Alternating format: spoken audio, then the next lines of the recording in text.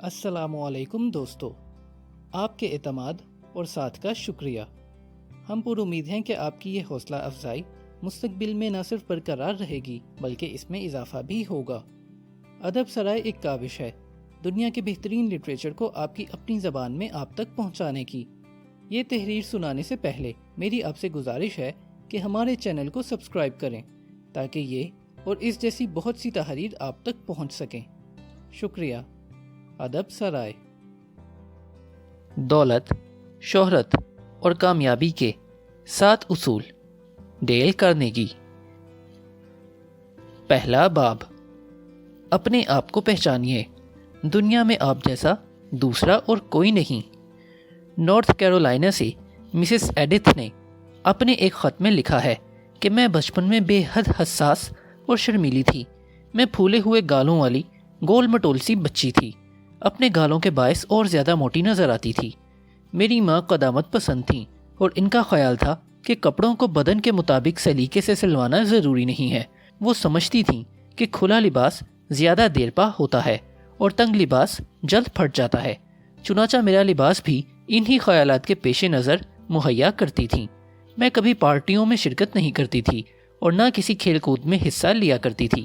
جب مجھے اسکول میں داخل کیا گیا تو میں اپنے ساتھی بچوں کی طرح اسکول کی غیر نصابی سرگرمیوں میں کبھی حصہ نہیں لیا کرتی تھی، جسمانی ورزش کو بھی بیکار فعل سمجھا کرتی تھی۔ میں مریضانہ حد تک شرمیلی تھی اور اپنے آپ کو ایک مختلف اور ناپسندیدہ سمجھا کرتی تھی۔ جوان ہونے پر جس شخص سے میری شادی ہوئی وہ مجھ سے عمر میں کئی سال بڑا تھا۔ میری سسرال کے عزیز رشتہ دار بے حد خوش اتوار اور پر اعتماد لوگ تھے۔ ان میں ہر وہ خوبی اور صلاحیت تھی جو مجھ میں نہیں تھی۔ میں نے ان عزیزوں جیسا بننے کی کوشش کی لیکن میں ناکام رہی اور مجھ میں کسی قسم کی کوئی تبدیلی نہ ہوئی۔ وہ لوگ مجھے میری شخصیت کے کھوکھلے خول سے باہر نکالنے کے لیے جتنی کوششیں کرتے، میں اتنا ہی اس خول میں سمٹتی چلی گئی۔ میں اعصابی مریضہ بن کر رہ گئی۔ چڑچڑے پن کی وجہ سے میرے دوست مجھ سے گریزاں رہنے لگے۔ میری اعصاب زدگی اس قدر بڑھ گئی کہ دروازے کی گھنٹی کی آواز سن کے بھی چونک اٹھتی تھی اور یہ احساس ہوتا تھا کہ اب کسی ناخوشگوار ملاقات کا عذاب سہنا پڑے گا۔ مجھے اس بات کا علم تھا کہ میں ایک ناکام بیوی ہوں اور مجھے یہ بھی خدشہ لاحق رہتا تھا کہ اگر میرے شوہر کو بھی علم ہو گیا تو انجام خوشگوار نہ ہوگا۔ چنانچہ میں دوسروں کے سامنے خوش اور مطمئن نظر آنے کی اداکاری کرنے لگی۔ میں جانتی تھی کہ اس اداکاری کے بعد میری حالت کئی دنوں تک پسماردہ رہتی ہے، لیکن اس کے باوجود میں نے اس بناوٹ اور تصنع کو قائم رکھا۔ آخر میں اپنی حالت سے اس قدر مایوس ہو گئی کہ مجھے اپنی زندگی بیکار اور بوجھ نظر آنے لگی اور میں بڑی سنجیدگی سے دنیا کی تمام دلچسپیاں ترک کرنے کے بارے میں سوچنے لگی۔ اس سوگوار خاتون کی زندگی میں انقلاب کیسے آیا؟ صرف ایک اتفاقیہ جملے نے اس خاتون کی کایا پلٹ دی۔ وہ لکھتی ہیں، ایک اتفاقیہ جملے نے میری زندگی کی کایا پلٹ کر رکھ دی۔ ایک روز میری ساس اپنے بچوں کی پرورش کرنے کے انداز سے متعلق گفتگو کر رہی تھیں۔ انہوں نے کہا کہ مجھے اپنے بچوں کے سلسلے میں اور کسی بات کی پرواہ نہیں ہوا کرتی ہے، بس میں تو یہ چاہتی ہوں کہ وہ جو کچھ ہیں وہی بننے کی کوشش کریں۔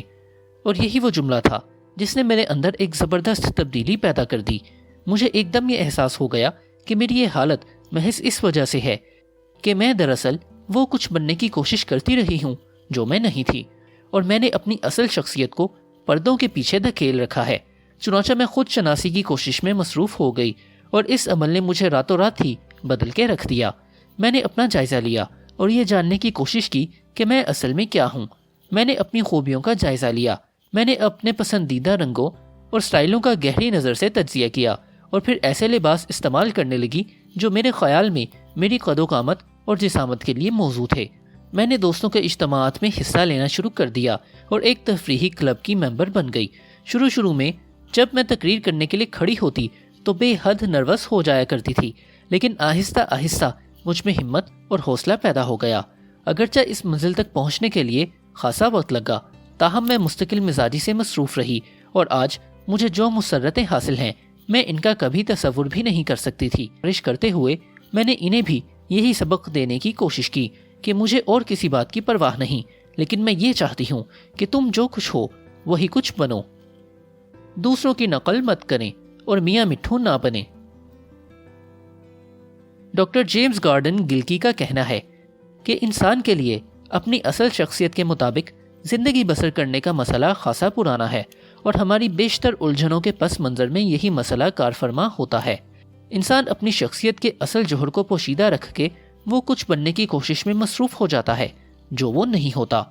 اینجلو پیٹری، جس نے بچوں کی نفسیات اور ان کی تعلیم و تربیت کے موضوع پر اخباروں میں بے شمار مضمون لکھے اور کتابیں شائع کی ہیں، کہتا ہے کہ وہ شخص انتہائی قابل رحم ہے جو وہ کچھ بننے کی کوشش کر رہا ہے جس کا وہ ذہنی اور جسمانی طور پر اہل نہیں ہے۔ ہالی ووڈ کے ایک ممتاز ہدایت کار سیم ووڈ نے مجھے بتایا ہے کہ مجھے اداکاری کے شوقین ایسے نوجوان لڑکوں اور لڑکیوں سے اس مسئلے پر زیادہ سر کھپانا پڑتا ہے جو کلارک گیبل یا لینا ٹرنر بننا چاہتے یا چاہتی ہیں۔ میں ان سے کہتا ہوں کہ وہ محض نقال بننے کی بجائے اپنے آپ کو پیش کریں، کیونکہ عوام ان مصروف اداکاروں کی اداکاری سے مانوس ہو چکے ہیں اور اب وہ کوئی نئی تبدیلی دیکھنے کے خواہش مند ہیں۔ فلمی دنیا میں آنے سے پہلے سیم ووڈ جائیداد کے لین دین کا کام کیا کرتا تھا۔ وہ کہتا ہے کہ تجارت میں بھی انہی اصولوں کا اطلاق ہوتا ہے جن کا اطلاق فلمی دنیا میں ہوتا ہے۔ آپ بندر کی طرح نقال بن کر یا میاں مٹھو کی طرح دوسروں کے الفاظ رٹ کر کامیابی حاصل نہیں کر سکتے۔ سیم ووڈ کا کہنا ہے کہ تجربے نے مجھے یہ بتایا ہے کہ جو لوگ نقال بننے کی کوشش کرتے ہیں ان سے جلد ہی چھٹکارا حاصل کر لینا زیادہ بہتر ہے۔ ملازمت کے متلاشیوں کے لیے سنہری اصول۔ حال ہی میں میں نے سوکوئی ویکیوم آئل کمپنی کے ڈائریکٹر سے پوچھا کہ ملازمت کے لیے درخواست دینے والے لوگوں سے اکثر و بیشتر کون سی غلطی سرزد ہوتی ہے۔ مجھے معلوم تھا کہ وہ اس سوال کا جواب بہتر طور پر دے سکتے تھے، کیونکہ وہ اب تک ملازمت کے متلاشی 60,000 افراد کے انٹرویو کر چکے ہیں اور انہوں نے ملازمت حاصل کرنے کے طریقوں پر ایک کتاب بھی تحریر کی ہے۔ میرے سوال کے جواب میں انہوں نے کہا کہ ملازمت کے متلاشی سب سے بڑی غلطی یہ کرتے ہیں کہ وہ اپنے آپ کو کسی دوسرے کے روپ میں پیش کرتے ہیں۔ صاف گوئی سے جواب دینے کی بجائے وہ ایسے جواب دینے کی کوشش کرتے ہیں جو ان کے خیال میں ہماری پسند کے مطابق ہوتے ہیں، اور ان کی ناکامی کی سب سے بڑی وجہ یہی ہوتی ہے کیونکہ کوئی بھی شخص منافقت کو پسند نہیں کرتا۔ بھلا جعلی سکے کو بھی کوئی قبول کرتا ہے؟ ایک بدصورت لڑکی جو عظیم گلوکارہ بن گئی۔ ایک بس کنڈکٹر کی بیٹی کو جو مغنیہ بننا چاہتی تھی، بڑے ہی تلخ اور ناخوشگوار تجربے کے بعد اس حقیقت کا علم ہوا۔ وہ گلوکارہ بننا چاہتی تھی، لیکن بدقسمتی سے اس کا چہرہ بڑا بے ہنگم سا تھا۔ اس کا منہ بہت چوڑا اور اس کے بڑے بڑے دانت آگے کو نکلے ہوئے تھے۔ جب پہلی مرتبہ وہ نیو جرسی کے ایک کلب میں گانے لگی تو اس نے اپنے اوپر والے ہونٹ سے اپنے بڑے بڑے دانتوں کو چھپانے کی کوشش کی اور دلکش نظر آنے کی کوشش کرنے لگی، لیکن اس کی اس کوشش کا نتیجہ کیا نکلا؟ نتیجہ یہ نکلا کہ وہ خود ایک تماشا بن کے رہ گئی اور گلوکارہ کی حیثیت سے اس کی کامیابی مشکوک ہو گئی۔ لیکن اسی کلب میں موجود ایک شخص نے اس بات کا اندازہ لگا لیا تھا کہ لڑکی کی آواز اچھی ہے اور اسے کام میں لایا جا سکتا ہے۔ اس نے لڑکی سے کہا کہ میں نے تمہیں گانا گاتے ہوئے دیکھا ہے اور مجھے اس بات کا بھی علم ہو گیا ہے کہ تم ناکام کیوں ہوئی ہو۔ دراصل تم اپنے دانتوں کو چھپانے کی کوشش کرتی ہو، جس سے آواز کا تاثر خراب ہو جاتا ہے۔ لڑکی کو اپنے اس نقص کے دریافت ہو جانے پر بڑی گھبراہٹ ہوئی، لیکن اس آدمی نے کہا کہ دانتوں کا بڑا ہونا کوئی جرم نہیں ہے۔ اپنے دانتوں کو چھپانے کی کوشش نہ کرو اور پورا منہ کھول کر گاؤ، اور جب لوگ یہ دیکھیں گے کہ تم گھبرائی ہوئی نہیں ہو تو وہ تمہاری آواز سے زیادہ لطف اندوز ہوں گے۔ ممکن ہے کہ یہی دانت جنہیں تم چھپانے کی کوشش کر رہی ہو تمہارے لیے خوش قسمتی کا پیغام بن جائیں۔ اس لڑکی کیس ڈیلی نے اس شخص کی نصیحت پر عمل کیا اور بھول ہی گئی کہ اس کے دانتوں میں کوئی نقص بھی ہے۔ اس کے بعد اس کو صرف یہ خیال رہنے لگا کہ وہ اپنے سامعین کے لیے گا رہی ہے، چنانچہ اس نے بلا تردد منہ کھول کے گانا شروع کر دیا اور اس قدر ڈوب کے گانے لگی کہ بالآخر ریڈیو اور ٹی وی کی چوٹی کی گلوکارہ بن گئی۔ اب دوسری گلوکارائیں اس لڑکی کے انداز میں گانے کی کوشش کرتی ہیں۔ آپ بے شمار صلاحیتوں کے مالک ہیں، ان صلاحیتوں کو استعمال کریں۔ مشہور ماہر نفسیات ولیم جیمز نے کہا تھا کہ عام انسان اپنی ذہنی صلاحیتوں کا صرف 10% حصہ استعمال کرتے ہیں۔ وہ دراصل اپنی اس بات کا اطلاق ان لوگوں پر کر رہا تھا جو خود شناسی کی نعمت سے محروم ہوتے ہیں۔ ہمیں جاننا چاہیے کہ ہمیں جو کچھ ہونا چاہیے ہم اس کا نصف حصہ ہوتے ہیں، اور ہم اپنی ذہنی صلاحیتوں کو صرف جزوی طور پر استعمال کرتے ہیں۔ زیادہ واضح الفاظ میں یوں کہنا چاہیے کہ انسان نے اپنے آپ کو خواہ مخواہ ہی محدود کر رکھا ہے۔ وہ مختلف قسم کی قوتوں کا مالک ہے جنہیں وہ استعمال نہیں کرتا اور ناکام رہتا ہے۔ یہ قوتیں آپ میں اور مجھ میں بھی ہیں، چنانچہ ہمیں چاہیے کہ اپنا وقت یہ سوچنے میں ضائع نہ کریں کہ ہم دوسروں جیسے کیوں نہیں ہیں۔ کروڑوں انسانوں میں آپ جیسا دوسرا کوئی نہیں۔ اس دنیا میں آپ بالکل ایک جدا گانا شخصیت کے مالک ہیں۔ حضرت آدم سے لے کر اب تک کوئی بھی شخص آپ جیسا نہیں تھا اور نہ کبھی آئندہ ہوگا۔ سائنس ہمیں بتاتی ہے کہ آپ کی موجودہ ذہنی ساخت میں 24 کروموسومز والد کی طرف سے اور تقریباً اتنے ہی آپ کی والدہ کی جانب سے شامل ہیں، اور یہی 48 کروموسومز آپ کی شخصیت کے ایک ایک گوشے کا تعین کرتے ہیں۔ ہر کروموسوم میں سینکڑوں جینز ہوتے ہیں اور بعض اوقات کوئی ایک جین ہی کسی شخص کی زندگی کو بالکل بدل کر رکھ دیتا ہے۔ حقیقت یہ ہے کہ ہمارے جسم اور ذہن کی ساخت نہایت ہی حیرت انگیز ہے، چنانچہ ہو بہو آپ ہی جیسی کسی دوسری شخصیت کے پیدا ہونے کا امکان 3 ارب میں سے صرف 1% ہوتا ہے۔ یوں سمجھ لیجئے کہ اگر آپ کے 3 ارب بہن بھائی ہوں تو وہ سب کے سب نہ صرف آپ سے بلکہ ایک دوسرے سے مختلف ہوں گے۔ آپ سوچ سکتے ہیں کہ کیا یہ محض ایک قیاس ہے؟ اس کا جواب ہے کہ جی نہیں، بلکہ یہ وہ سائنسی حقائق ہیں جو ثابت شدہ ہیں۔ کسی اور شخص جیسا بننا آپ کے لیے ناممکن ہے۔ خود شناسی کے موضوع پر میں بڑے وثوق سے اس لیے بحث کر سکتا ہوں کہ مجھے اس موضوع میں خاصی دلچسپی ہے۔ میں نے یہ سب کچھ نہایت ہی تلخ تجربات کے بعد سیکھا ہے۔ ابتدا میں جب میں نیو یارک آیا تو میں نے ایک ڈرامٹک آرٹس اکیڈمی میں شمولیت اختیار کر لی تھی کیونکہ میں اداکار بننا چاہتا تھا۔ میرے اپنے خیال کے مطابق یہ ایک شاندار آغاز تھا اور کامیاب ہونے کا ایک آسان طریقہ جس سے فوری نتائج برآمد ہو سکتے تھے۔ اس میں ناکامی کے امکانات نہ ہونے کے برابر تھے۔ مجھے اکثر یہ سوچ کر حیرت ہوتی تھی کہ مجھ سے پہلے اداکاری کے شوقین ہزاروں لوگوں کو یہ طریقہ کیوں نہ سوجھا۔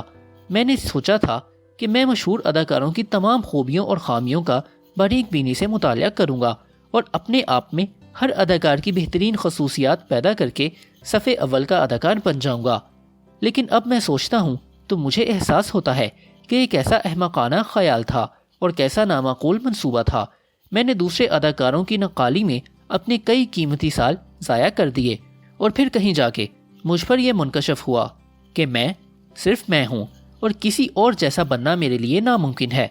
اگرچہ یہ ایک دردناک تجربہ تھا اور مجھے اس سے کوئی ٹھوس سبق سیکھنا چاہیے تھا، لیکن ایسا نہ ہوا کیونکہ میں کچھ زیادہ ہی احمق اور بے وقوف تھا۔ تاہم کافی عرصے کے بعد دوبارہ یہ سب کچھ سیکھنا پڑا۔ میں نے ایک کتاب تصنیف کرنے کا ارادہ کیا۔ میں تاجروں کے فن خطابت پر ایک کتاب لکھنا چاہتا تھا اور سمجھتا تھا کہ اس موضوع پر اس سے بہتر کتاب نہیں لکھی گئی ہوگی۔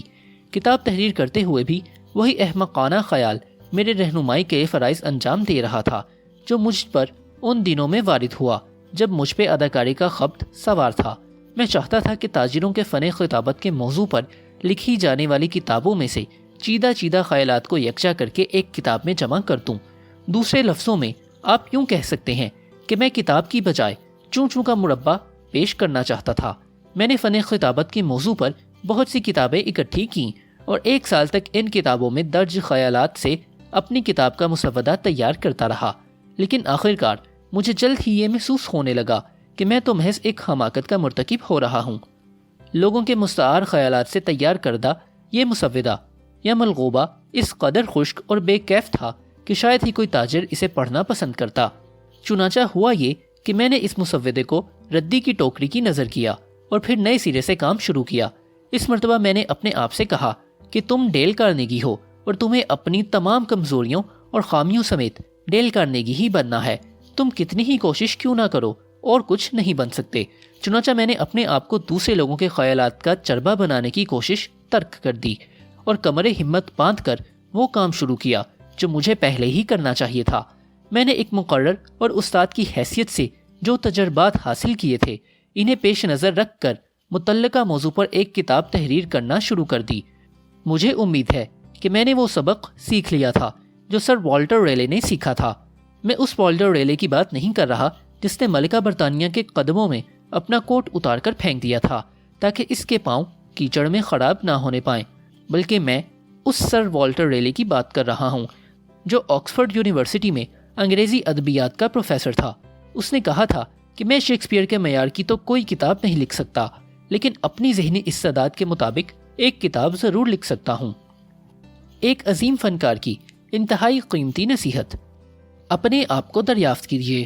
یہ وہ مشورہ تھا جو ارونگ برلن نے جارج گرش1 کو دیا تھا۔ جب یہ دونوں پہلی مرتبہ ملے تو اس وقت برلن ایک معروف موسیقار تھا، جبکہ گرشمن معمولی تنخواہ کمانے والا ملازم تھا اور زندگی کی جد و جہد میں آگے بڑھنے کے لیے کوشش کر رہا تھا۔ برلن اس نوجوان کی صلاحیتوں سے بے حد متاثر ہوا اور اس نے گرشمن سے کہا کہ اگر تم میرا نائب بننا پسند کرو تو میں تمہیں 3 گنا زیادہ تنخواہ دینے پر تیار ہوں، لیکن تمہیں چاہیے کہ تم میرا نائب بننے سے انکار کر دو، کیونکہ اس سے محض یہ ہوگا کہ تم دوسرے درجے کے برلن بن کر رہ جاؤ گے۔ لیکن اگر تم نے اپنے اندر جھانک کے اپنے آپ کو پہچان لیا اور محنت کرتے رہے تو ایک دن آئے گا جب تم اول درجے کے گرشمن بن جاؤ گے۔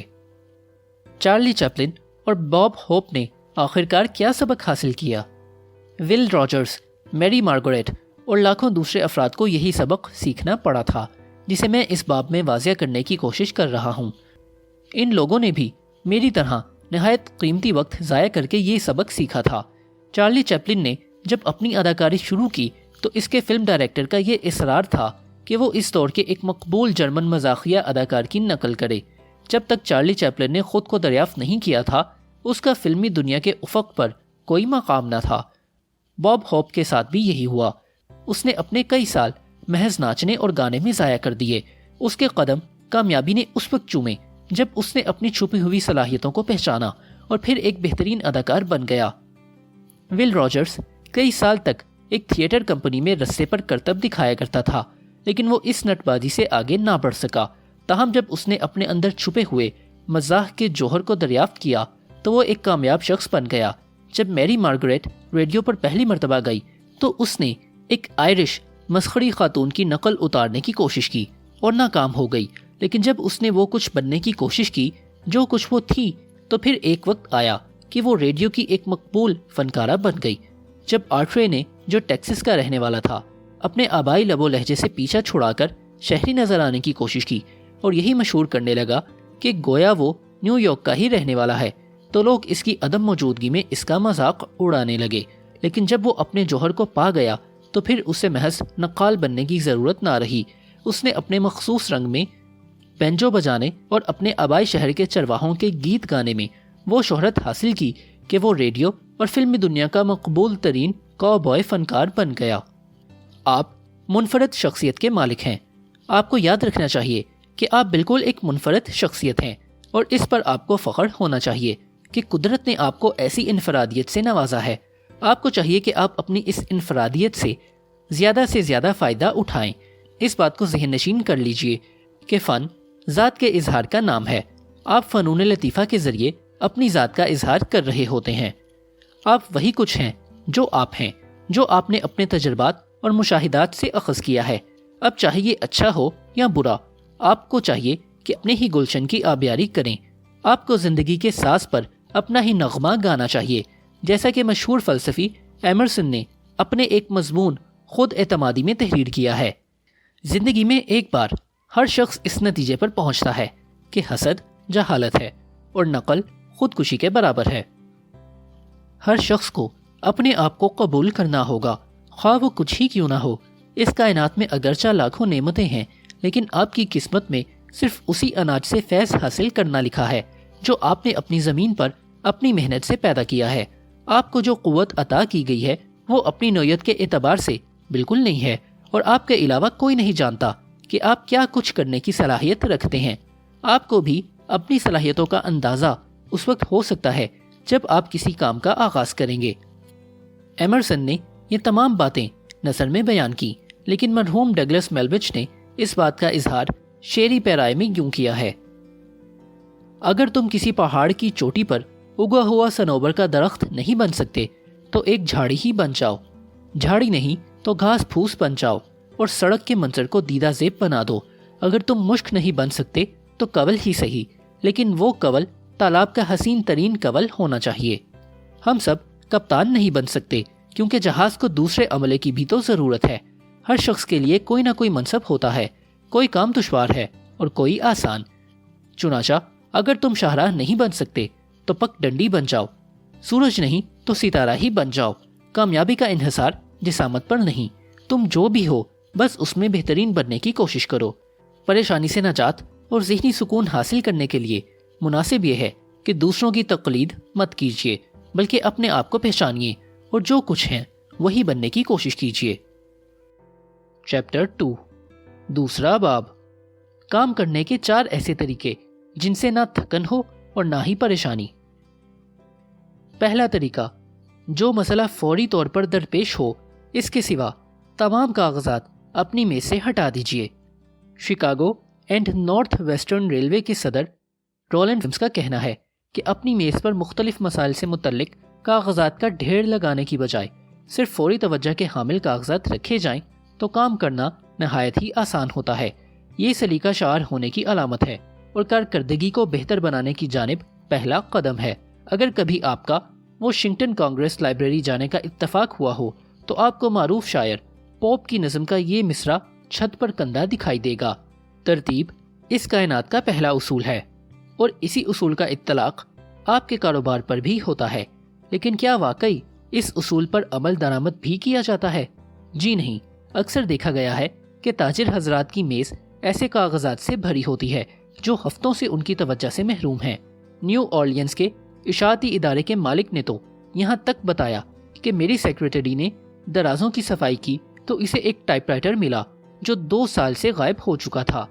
ऐसी मेज जो बेशुमार कागजात से भरी हो, इस पर एक निगाह डालना ही उलझन और परेशानी को दावत देने के बराबर है, जिसका नतीजा ये होता है कि कई काम अधूरे रह जाते हैं, जिसके बायस जहनी परेशानी और थकान होने की शिकायत पैदा हो सकती है। और मजीद ये कि ब्लड प्रेशर, कल्बी अमराज और मैदे की बीमारियां भी जन्म ले सकती हैं। पेंसिल्वेनिया यूनिवर्सिटी के प्रोफेसर जॉन स्टोक्स ने अमेरिकन मेडिकल एसोसिएशन के एक कन्वेंशन में मकाला पेश किया जिसका मौजू था अमराज की पेचीदगियां और आसाबी निज़ाम पर उनके असरात। इस मकाले में डॉक्टर स्टीविक्स ने यह साबित किया कि मेज़ पर से गैर ज़रूरी कागजात हटा देने से आदमी को मुसलसल जहनी परेशानी से निजात मिल जाती है, क्योंकि इस पर नामुकम्मल और अधूरे कामों का दबाव नहीं रहता। इस सिलसिले में डॉक्टर विलियम सैडलर अपने एक मरीज की मिसाल देते हैं जो इस सादा से उसूल पर अमल करके आसाबी तनाव का शिकार होने से बच गया। वो कहते हैं कि जब ये मरीज मेरे पास लाया गया तो वो बेहद परेशान था। उसे इस बात का इल्म था कि काम का दबाव उसके आसाबी निज़ाम को दरहम बरहम कर रहा है, लेकिन वो काम छोड़कर भी नहीं जा सकता था। डॉक्टर सैडलर कहते हैं, जब ये शख्स मुझे अपनी राम कहानी सुना रहा था तो मेरे फ़ोन की घंटी बजी। अस्पताल से फ़ोन आया था। मैंने किसी ताख़ीर के बगैर मुतल्लिका फ़र्द को टेलीफोन पर ही मशवरा दे दिया। मेरी हमेशा यही कोशिश होती है कि मैं मसाइल का फौरी तौर पर ही फैसला कर लूँ। चुनाचा मशवरा देने के बाद मैंने अभी रिसीवर ही रखा था कि घंटी दोबारा बजी। इस मर्तबा भी एक अहम और फौरी मामला दरपेश था। मैं दूसरे फ़ोन से फारिग हुआ ही था कि एक डॉक्टर दोस्त अपने किसी मरीज के सिलसिले में मशवरा तलब करने आ गया। इस मरीज की हालत बड़ी नाजुक थी। चुनाचा अपने दोस्त से फारिग होने के बाद मैं अपने मरीज की तरफ मुड़ा और माजरत की कि आपको इंतज़ार की जहमत हुई, लेकिन मैं ये देखकर हैरान हो गया कि मरीज पर तो एक और ही कैफियत तारी थी। उसका चेहरा चमक रहा था और वो बिल्कुल मुख्तलिफ शख्स दिखाई दे रहा था। मेरी माजरत के जवाब में उसने कहा, डॉक्टर साहब, माजरत की कोई ज़रूरत नहीं है। मैंने इन 10 मिनटों में अपनी बीमारी का सुराग लगा लिया है। मैं अब अपने दफ्तरी तरीक़ाए कार को तब्दील कर दूंगा, लेकिन क्लिनिक से रुखसत होने से पहले अगर आप बुरा ना मनाएं तो मैं एक नज़र आपकी मेज़ देखना चाहता हूँ। मैंने अपने मेज़ की तमाम दराजें खोल कर उसे दिखाईं। उनमें सिवाय दवाओं के और कुछ भी ना था। मरीज पूछने लगा कि आप अपने अधूरे कामों से मुतल्लिक कागजात कहाँ रखते हैं। मैंने जवाब दिया, मैं काम मुकम्मल करके फारिग होता हूँ। उसने फिर पूछा कि जवाब तलब खतूत कहाँ रखते हैं। मैं इन खतूत का फौरी तौर पर जवाब दे देता हूँ। मैंने जवाब दिया। मरीज पूछने लगा कि आप अपने अधूरे कामों से मुतल्लिक कागजात कहाँ रखते हैं। मैंने जवाब दिया, मैं काम मुकम्मल करके फारिग होता हूँ। उसने फिर पूछा कि जवाब तलब खतूत कहाँ रखते हैं। मैं इन खतूत का फौरी तौर पर जवाब दे देता हूँ। मैंने जवाब दिया, मेरा उसूल है कि मैं ख़त वसूल करते ही अपने सेक्रेटरी को बुलाकर जवाब लिखवा देता हूँ। मैं कोई जवाब तलब ख़त किसी और वक्त के लिए नहीं उठा रखता। 6 हफ्ते बाद इस शख्स ने डॉक्टर सैडलर को अपने दफ्तर में बुलाया وہ قطعی تبدیل ہو چکا تھا اور یہی تبدیلی اس کی میز پر بھی محسوس ہوتی تھی۔ اس نے میز کی دراز کھولی اور بتایا کہ اب ان میں ادھورے کاموں کا کوئی ڈھیر نہیں ہے۔ میرے دفتر کی 3 میزیں کاغذات سے بھری ہوئی تھیں اور میرا کام کبھی ختم ہی نہیں ہوتا تھا، لیکن آپ سے گفتگو کرنے کے بعد میں نے اپنی میز کو تمام غیر ضروری کاغذات سے پاک کر دیا۔ اب میں صرف ایک میز پر کام کرتا ہوں اور جو ہی کوئی کام آتا ہے اسے فوراً ہی نمٹا دیتا ہوں۔ چنانچہ اب میری میز پر کام کا ڈھیر نہیں ہوتا جو مجھے پریشان کیے رکھتا تھا۔ اس کے علاوہ حیرت انگیز فائدہ یہ ہوا کہ اب میں مکمل طور پر صحت مند ہو گیا ہوں اور مجھے اب کسی قسم کی کوئی الجھن یا پریشانی نہیں۔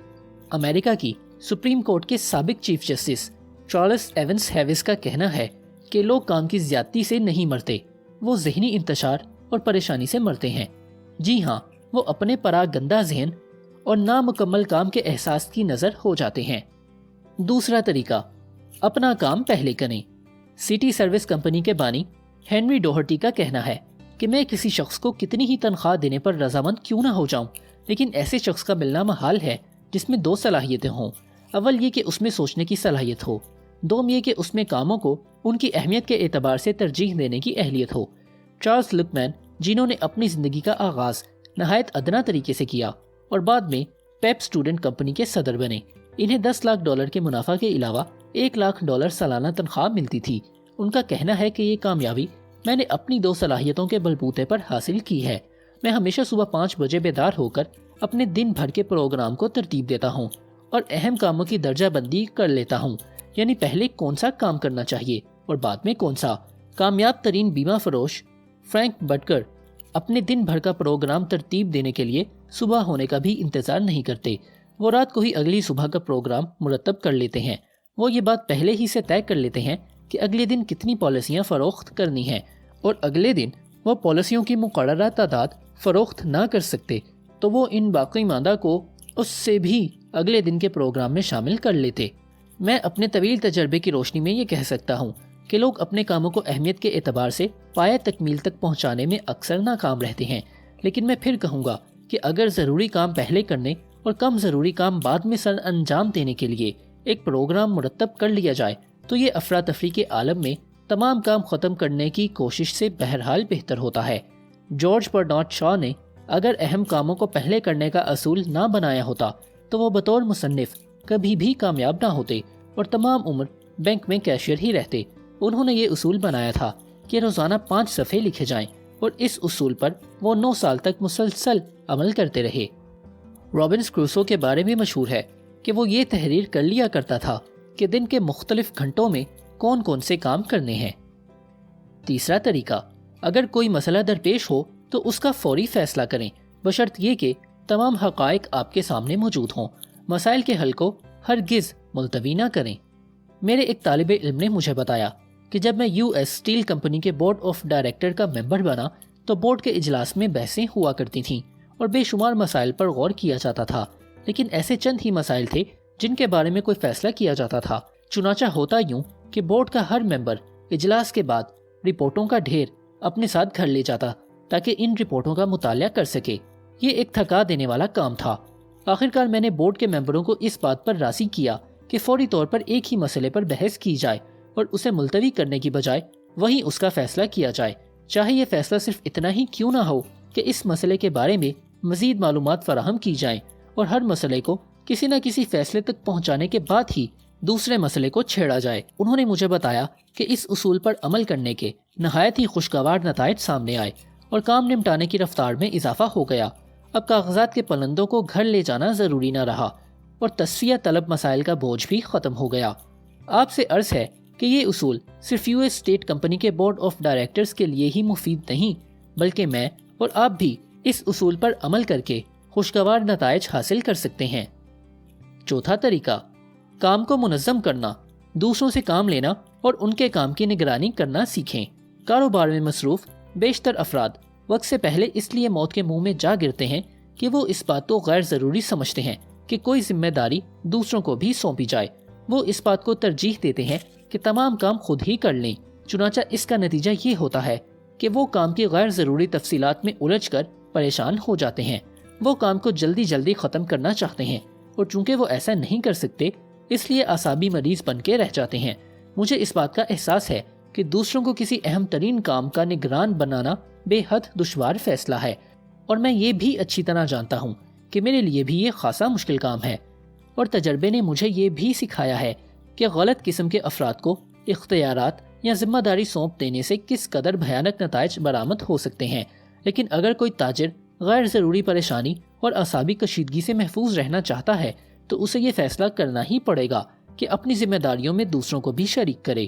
کوئی ایسا شخص جو کسی وسیع کاروبار کا مالک ہو لیکن منظم طریقے سے کام کرنے اور نگرانی کے فن سے ناآشنا ہو اور دوسروں کو اپنی ذمہ داریوں میں شریک کرنے سے گریز کرتا ہو، تو وہ اکثر 50-60 سال کی عمر میں اختلاج قلب کا شکار ہو جاتا ہے۔ اس کا سبب محض پریشانیاں اور اعصابی کشیدگی ہوتی ہے۔ اگر آپ اس سلسلے میں کوئی ٹھوس اور واضح مثال چاہتے ہیں تو اخبار میں اموات کی خبریں پڑھیے، آپ کو یقیناً اس سچائی کا ثبوت مل جائے گا۔ تیسرا باب، تھکان کیوں ہوتی ہے اور اس سے کیسے نجات ممکن ہے؟ یہ ایک حقیقت ہے کہ صرف دماغی کام سے آپ نہیں تھک سکتے۔ یہ بات بظاہر عجیب سی لگتی ہے، لیکن چند سال پہلے سائنسدانوں نے یہ معلوم کرنے کی کوشش کی تھی کہ دماغی صلاحیتیں کس قدر محنت کے بعد تھکن کا شکار ہونے لگتی ہیں۔ سائنسدانوں کو یہ معلوم کر کے حیرت ہوئی کہ جب دماغ کام کر رہا ہوتا ہے تو خون کی گردش میں کسی قسم کی تھکن کے آثار نہیں ہوتے۔ اگر آپ کسی ایسے مزدور کے خون کا تجزیہ کریں جس نے کافی محنت کی ہو تو آپ کو خون کے تجزیے کے دوران وہ علامتیں نظر آئیں گی جو تھکن کو ظاہر کرتی ہیں، لیکن اگر آپ مشہور سائنسدان البرٹ آئنسٹائن کے دماغ سے حاصل کردہ خون کا تجزیہ کریں تو وہاں آپ کو تھکن کے آثار نظر نہیں آئیں گے۔ دماغ کبھی نہیں تھکتا۔ جہاں تک دماغ کا تعلق ہے، وہ 8 یا 10 گھنٹے کام کرنے کے بعد بھی محنت کرنے کے قابل ہوتا ہے، جیسا کہ اس کام کے شروع کرنے سے قبل تھا۔ دماغ کو تھکن ہرگز نہیں ہوتی۔ اگر ایسا ہے تو سوال یہ ہے کہ پھر آپ تھکن کیوں محسوس کرتے ہیں؟ نفسیات کے ماہرین کہتے ہیں کہ ہمارا جذباتی اور ذہنی رویہ ہماری تھکن کا سبب بنتا ہے۔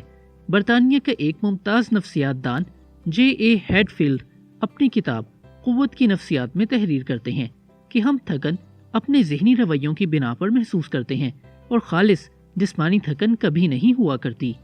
تھکن کی وجہ صرف نفسیاتی ہے۔ ایک امریکی ماہر نفسیات ڈاکٹر اے برل تو یہاں تک دعویٰ کرتا ہے کہ جو لوگ بیٹھ کر کام کرتے ہیں ان کی تھکن کے 100% اسباب نفسیاتی عوامل ہوتے ہیں، جنہیں جذباتی عوامل بھی کہا جا سکتا ہے۔ وہ کون سے جذباتی عوامل ہیں جو بیٹھ کر کام کرنے والے کو تھکا دیتے ہیں؟ قناعت پسندی یا مسرت؟ جی نہیں، یہ عوامل ہیں بوریت، بے دلی، بے قدری، ناراضگی، جلد بازی اور بے چینی وغیرہ۔ یہ ہیں وہ عوامل جو لوگوں کو تھکا دیتے ہیں اور کام کرنے کی صلاحیت کو گھٹا دیتے ہیں۔ یہ عوامل چھوٹی چھوٹی بیماریوں کے خلاف قوت مزاحمت کو بھی ختم کر دیتے ہیں اور آدمی اعصابی مریض بن کے رہ جاتا ہے۔ ہمیں یہ بات تسلیم کر لینی چاہیے کہ ہم تھک اس لیے جاتے ہیں کہ ہمارے جذبات ہمارے جسم میں اعصابی تناؤ اور کشیدگی پیدا کرتے ہیں۔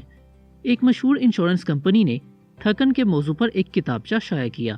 اس میں لکھا تھا کہ محنت بذات خود شاذ ہی ایسی تھکن طاری کرتی ہے جو آرام اور نیند سے دور نہ ہو جائے۔ پریشانی، تناؤ اور جذباتی کشمکش، یہ ہیں وہ 3 اسباب جو تھکن کا باعث بنتے ہیں۔ اکثر اوقات جب ہم جسمانی یا دماغی کام کو تھکن کا باعث سمجھتے ہیں تو در حقیقت یہی 3 اسباب ہوتے ہیں جو اس تھکن کے ذمہ دار ہوتے ہیں۔ یہ بات یاد رکھنی چاہیے کہ تنے ہوئے عضلات اور پٹھے ہی آپ کی کارکردگی کا سبب ہیں۔ چنانچہ ان تنے ہوئے عضلات اور پٹھوں کو آرام دیجیے اور دوسرے اہم کام نمٹانے کے لیے اپنی توانائیاں محفوظ رکھیے۔ اس وقت آپ جو کچھ کر رہے ہیں اسے ایک لمحے کے لیے ترک کر کے ایک بار اپنا جائزہ لیجیے۔ جب آپ یہ کتاب پڑھ رہے ہیں تو کیا آپ کی تیوڑیاں چڑھی ہوئی ہیں؟ کیا آپ پڑھتے ہوئے آنکھوں پر زیادہ زور دے رہے ہیں؟ کیا آپ کرسی پر آرام دہ نشست کے انداز میں بیٹھے ہوئے ہیں یا کیا آپ نے اپنے کاندھے اکڑا رکھے ہیں؟ کیا آپ کے چہرے کے عضلات تنے ہوئے ہیں؟ اگر آپ کا جسم پرانے کپڑوں سے بنی ہوئی گڑیا کی طرح بالکل نرم اور ڈھیلا ڈھالا نہیں ہے تو اس کا مطلب ہے کہ آپ کا جسم مکمل آرام اور سکون کی حالت میں نہیں ہے اور آپ خود میں اعصابی تناؤ اور اعصابی تھکن پیدا کر رہے ہیں۔ سوال پیدا ہوتا ہے کہ دماغی کام کرتے ہوئے ہم یہ غیر ضروری تناؤ اور تھکن کیوں پیدا کرتے ہیں؟ جوزلین کا کہنا ہے کہ اس کی اہم وجہ یہ ہے کہ تمام دنیا میں یہی سمجھا جاتا ہے کہ زیادہ محنت کرنے کے لیے کوشش کا احساس ضروری ہے۔ वगरना काम को बेहतर तौर पर निपटाया नहीं जा सकता। यही सबब है कि जब हम कोई काम करते हैं तो त्योड़ियां चढ़ा लेते हैं या कंधों को अकड़ा लेते हैं।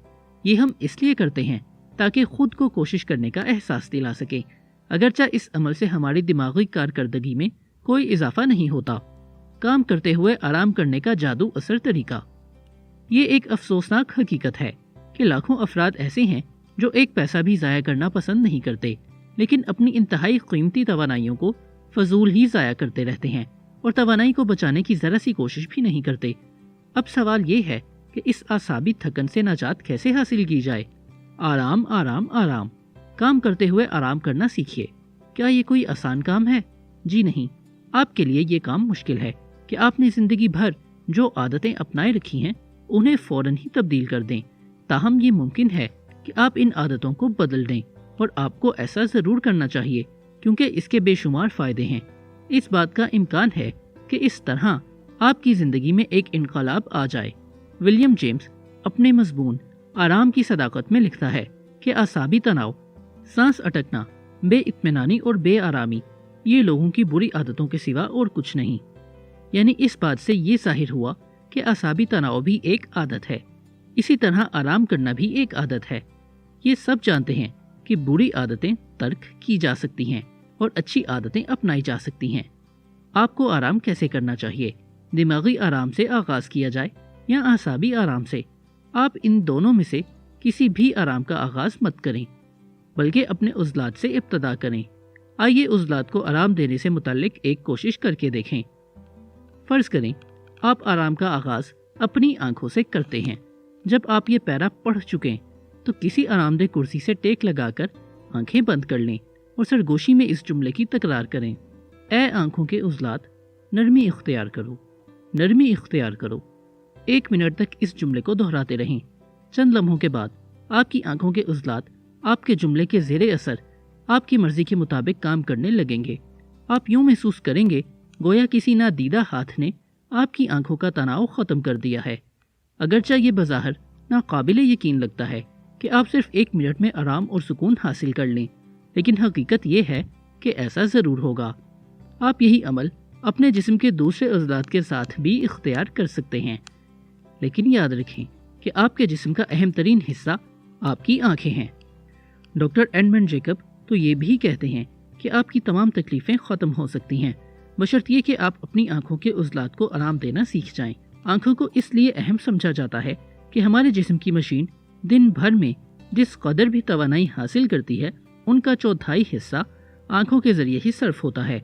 जिन लोगों की बीनाई दुरुस्त है, अगर वो अपनी आंखों पर बोझ महसूस करते हैं तो इसकी वजह यह है कि वो अपनी आंखों को आराम नहीं देते, अपने जिस्म को बिल्कुल ढीला छोड़ दें। मारूफ नावल निगार खातून विकी बूम कहती हैं कि बचपन में एक बूढ़े शख्स ने मुझे ज़िंदगी का एक अहम तरीन सबक सिखाया। वो बताती हैं कि एक मर्तबा मैं गिर पड़ी, जिससे मेरी कलाई और घुटने पर चोटें आईं। इस बूढ़े आदमी ने मुझे उठाया। ये शख्स किसी ज़माने में सर्कस का मस्खरा था। उसने मुझे उठाते हुए कहा, तुम्हें चोट इसलिए लगी है कि तुम जिस्म को ढीला छोड़ने का तरीका नहीं जानती। तुम्हें यूँ महसूस करना चाहिए कि जैसे तुम एक पुरानी जराब की मानिंद हो, फिर तुम्हें कभी चोट नहीं लगेगी। इस बूढ़े शख्स ने मुझे और दूसरे कई बच्चों को गिरने, छलांग लगाने और कलाबाजी लगाने के तरीके बताए। वो बूढ़ा बार बार यही दोहराता रहा कि अपने जिस्म को पुरानी जराब की मानिंद समझो और ख़ुद को इस जराब की तरह ढीला ढाला छोड़ दो, फिर तुम्हें चोट नहीं लगेगी। आप किसी भी जगह अपने उज़लात को आराम पहुंचा सकते हैं, लेकिन ज़रूरी ये है कि आराम पहुंचाने के लिए कोशिश मत करें, क्योंकि आराम तो तनाव और कोशिश की अदम मौजूदगी का नाम है। आपको चाहिए कि इस सिलसिले में अपनी आंखों के उज़लात से इब्तदा करें, फिर चेहरे के दूसरे उज़लात के बारे में ख्याल करें। इस अमल के दौरान यूँ महसूस करें जैसे चेहरे के उज़लात की तमाम तर क़ुव्वतों का बहाव बदन के मरकज़ की तरफ है। आप तसव्वुर करें कि गोया आप किसी छोटे बच्चे की तरह हर किस्म के तनाव से आज़ाद हैं। गैरी क्रिसी मशहूर मौसीक़ार हैं। उन्होंने मुझे बताया कि प्रोग्राम शुरू करने से पहले मैं एक कुर्सी पर बैठकर अपने तमाम उज़लात को ढीला छोड़ दिया करती थी, हत्ता कि मैं महसूस करती कि मेरा निचला होंठ भी लटक रहा है। ये एक बेहतरीन तरीका है। इससे ये फ़ायदा होता है कि जब मैं स्टेज पर आती हूँ तो किसी किस्म का आसाबी या उज़लाती तनाव महसूस नहीं करती और थकन भी महसूस नहीं होती। ذیل میں 5 ایسے طریقے درج کیے جا رہے ہیں جو آرام کرنے کے فن سے آشنا ہونے میں مددگار ثابت ہوں گے۔ ذیل میں 5 ایسے طریقے درج کیے جا رہے ہیں جو آرام کرنے کے فن سے آشنا ہونے میں مددگار ثابت ہوں گے۔ نمبر 1، اس موضوع پر ڈاکٹر ڈیوڈ ہیرلڈ فنک کی کتاب اعصابی تناؤ سے نجات اور ڈینیل ڈبلیو جوزلین کی تصنیف تھکن کیوں ہوتی ہے کا مطالعہ کیجیے۔ جہاں بھی موقع ملے اپنے جسم کو آرام پہنچائیں، خود کو پرانی جراب کی طرح ڈھیلا ڈھالا چھوڑ دیں۔ اس سلسلے میں نے اپنی میز پر ایک پرانی جراب رکھ لی ہے۔ یہ جراب اس بات کی یاد دہانی کراتی ہے کہ بدن کو ڈھیلا ڈھالا کیسے چھوڑا جائے۔ اگر آپ جراب سے کوئی سبق حاصل نہیں کر سکے تو پھر بلی کی طرف دیکھیں۔ کیا کبھی آپ نے کسی بلی کے بچے کو دھوپ میں سوتے ہوئے دیکھا ہے؟ اسے دیکھ کر یوں لگتا ہے جیسے کوئی گیلا اخبار پڑا ہو۔ ہندوستان کے یوگی بھی اس خیال کے حامی ہیں کہ اگر آپ آرام کرنے کا فن سیکھنا چاہتے ہیں تو پھر بلی کی تقلید کریں۔ میں نے آج تک کوئی ایسی بلی نہیں دیکھی جسے تھکن، اعصابی تناؤ اور نروس بریک ڈاؤن قسم کی کوئی پریشانی لاحق ہو۔ اگر آپ بلی کی تقلید کر کے ان پریشانیوں اور بیماریوں سے نجات حاصل کرتے ہیں تو اس میں کیا بری بات ہے؟ نمبر 3، جہاں تک ممکن ہو آرام دہ حالت میں رہ کر کام کرنا سیکھیں۔ یہ بات یاد رہنی چاہیے کہ جسمانی تناؤ سے کندھوں میں اینٹھن پیدا ہوتی ہے اور اعصاب تھک جاتے ہیں۔ نمبر 4، ہر روز 4-5 مرتبہ اپنا احتساب کریں۔ خود سے پوچھیں کہ کیا میں اپنے کاموں میں خام خواہ مشکلات پیدا کرتا ہوں؟ کیا کام کے دوران میں ایسے عضلات کو بھی استعمال کرتا ہوں جن کا میرے کام سے کوئی تعلق نہیں؟ ان طریقوں پر عمل کرنے سے آپ یقیناً آرام کے فن سے آشنا ہو جائیں گے۔ ڈاکٹر ڈیوڈ ہیرلڈ فنک کہتے ہیں کہ علم نفسیات سے آگاہ افراد کے نزدیک یہ ایک بہترین فن ہے جسے سیکھنا ضروری ہے۔ نمبر 5، رات کو سونے سے پہلے دوبارہ اپنا محاسبہ کریں۔ خود سے پوچھیں کہ میں کس قدر تھکا ہوا ہوں، اور اگر مجھے تھکن محسوس ہو رہی ہے تو اس کا سبب دماغی کام کی بجائے میرا طریقہ کار تو نہیں۔ ڈینیل جوزلین کا کہنا ہے کہ میں خود احتسابی کے عمل کا آغاز اس بات سے کرتا ہوں کہ میں کس قدر نہیں تھکا۔ اگر کسی دن میں تھکن یا اعصابی تناؤ محسوس کروں تو میں سمجھ لیتا ہوں کہ آج کا دن کام کی مقدار اور معیار کے اعتبار سے کوئی اچھا دن نہیں تھا۔ میں آپ کو یقین دلاتا ہوں کہ اگر ہر تاجر یہ سبق سیکھ لے تو اعصاب زدگی سے ہونے والی اموات کی شرح میں حیرت انگیز کمی ہو جائے۔ ادب سرائے۔ چوتھا باب، پارٹ 4، بوریت سے کیسے نجات حاصل کی جائے۔